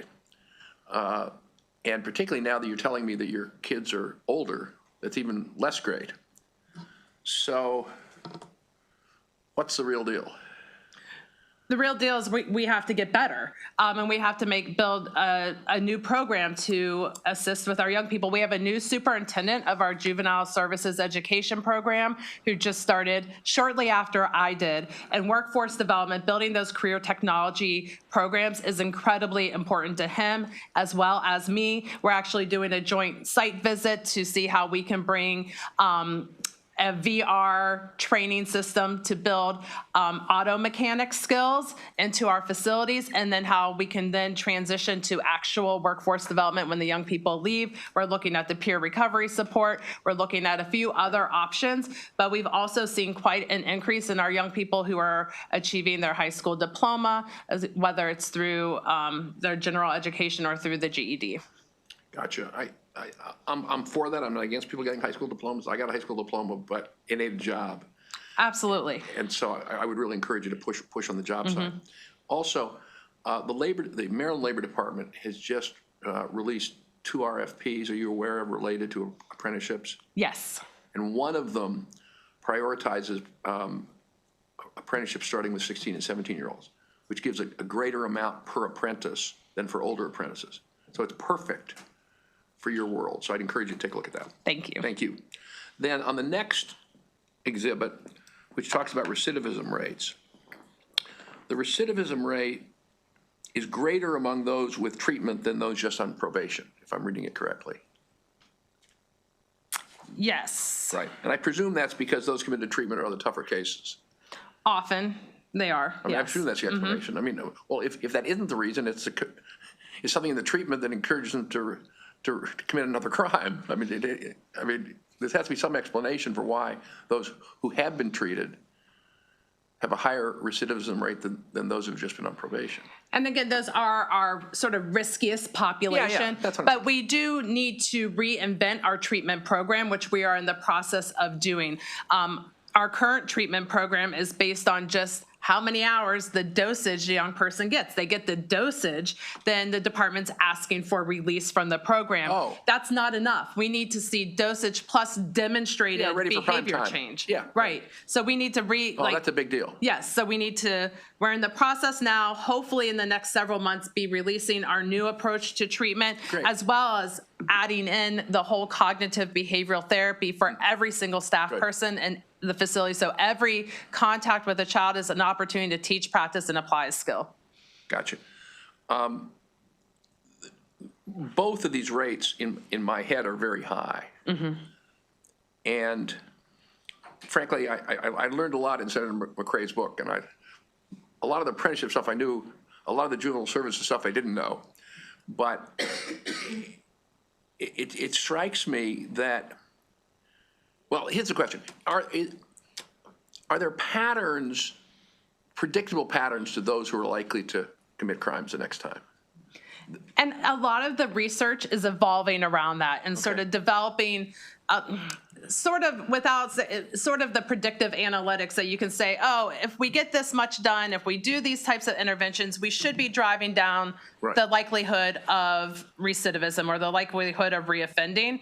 So we have all that data available to us. We'll be working with partners to help us target who should be getting additional interventions. So one example of that is how the department developed our gun intervention program. We worked with partners to look at all our data to say, hey, these are the kids who are really likely to be a perpetrator or victim of gun violence. And we developed the Thrive framework. And what we've seen is the young people who have gone to Thrive, none have been a victim of homicide, and a very low rate of young people reoffending with guns. So we know when we target interventions to the riskiest kids, we get better outcomes. Okay, that makes a lot of sense. Almost there.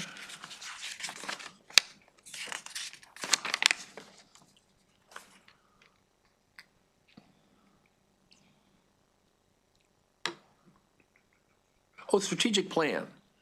Maybe you touched on this and I was out of the room.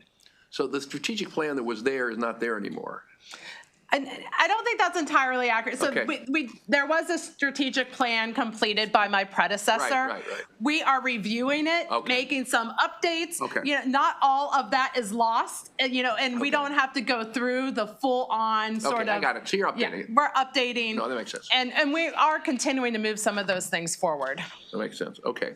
And here, I'm embarrassed to say on page 37, I missed your report on the apprenticeships. We will make sure you have a copy delivered I want to get a you. copy. I haven't. He wants it framed. Yeah, we submitted it in December. No, you did this and I missed it. So anyway, I'll follow up with you on that. Yep, Thanks a we lot. can Thank you, definitely, Madam we'll follow up. Thank you. Any more questions? All right. Thank you very much. Really appreciate it. Thank you. And that concludes our hearing for the Department of Juvenile Services. And Somebody online, was he just? he's CFO. Oh, okay, just for questioning? Yes. Yeah. Okay. And that concludes our hearings for this. I do not have anybody signed up. Is there somebody who wanted to talk? One person? Yes, one person. Okay, if you come up and please introduce yourself. Thank you. Okay.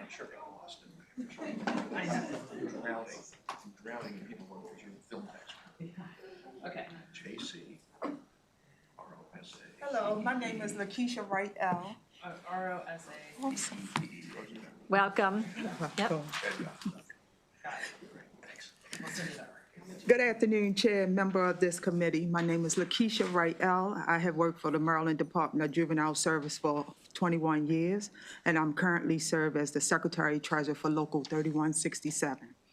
I stand here before you today, not just as an employee, but as someone who has dedicated 2 decades of my life helping Maryland youth change the directions of their lives. To begin, our union appreciate the work to reopen the Noise Center for Youth. We see this as an important and positive development. But today I have to be honest with you. The system that so many of us have committed our careers to is struggling because we simply do not have enough staff. Every day, the employee inside DJS facilities and in the community shows up because we care about these young people. We believe deserve guidance, structure, and support. But when staffing levels are dangerously low, the work becomes overwhelming and the environment becomes unsafe. Our case managers are responsible for supervising youth on probation who needs constant mentorships and accountability. Yet many of them are now carrying caseloads far beyond what anyone could reasonably manage. When one case manager is responsible for too many youth, it becomes harder to build a relationship that actually keep kids from reoffending. Inside our facilities, the situation is even more concerning. When there are not enough staff on the units, employees are forced to manage volatile situations without adequate support. That has to lead to an increase in injuries to the very staff who are working to keep these facilities safe. Oh, okay. No one should have to fear getting hurt simply for doing their job. And the youth in our care deserve properly staffed facilities where safety and rehabilitation can truly happen. For 21 years, I have watched dedicated staff give everything they have to do this work. But dedication alone cannot fit a staffing crisis. I respectfully ask this body to address the staffing shortage in DJS, support manageable caseloads for case managers, and ensure that the employees responsible for guiding Maryland's youth have the resources they need to do their jobs safely and effectively. Because the truth is simple. When there are not enough staff to safely supervise these facilities, it's not a matter of if someone gets hurt. It is only a matter of when. Thank you for your time and your commitment to the safety of Maryland youth and the people who serve them. Thank you. Thank you very much. Any questions? Thank you for being with us here today. And this will conclude our hearing today and conclude our budget hearings of agencies so far. Thank you very much.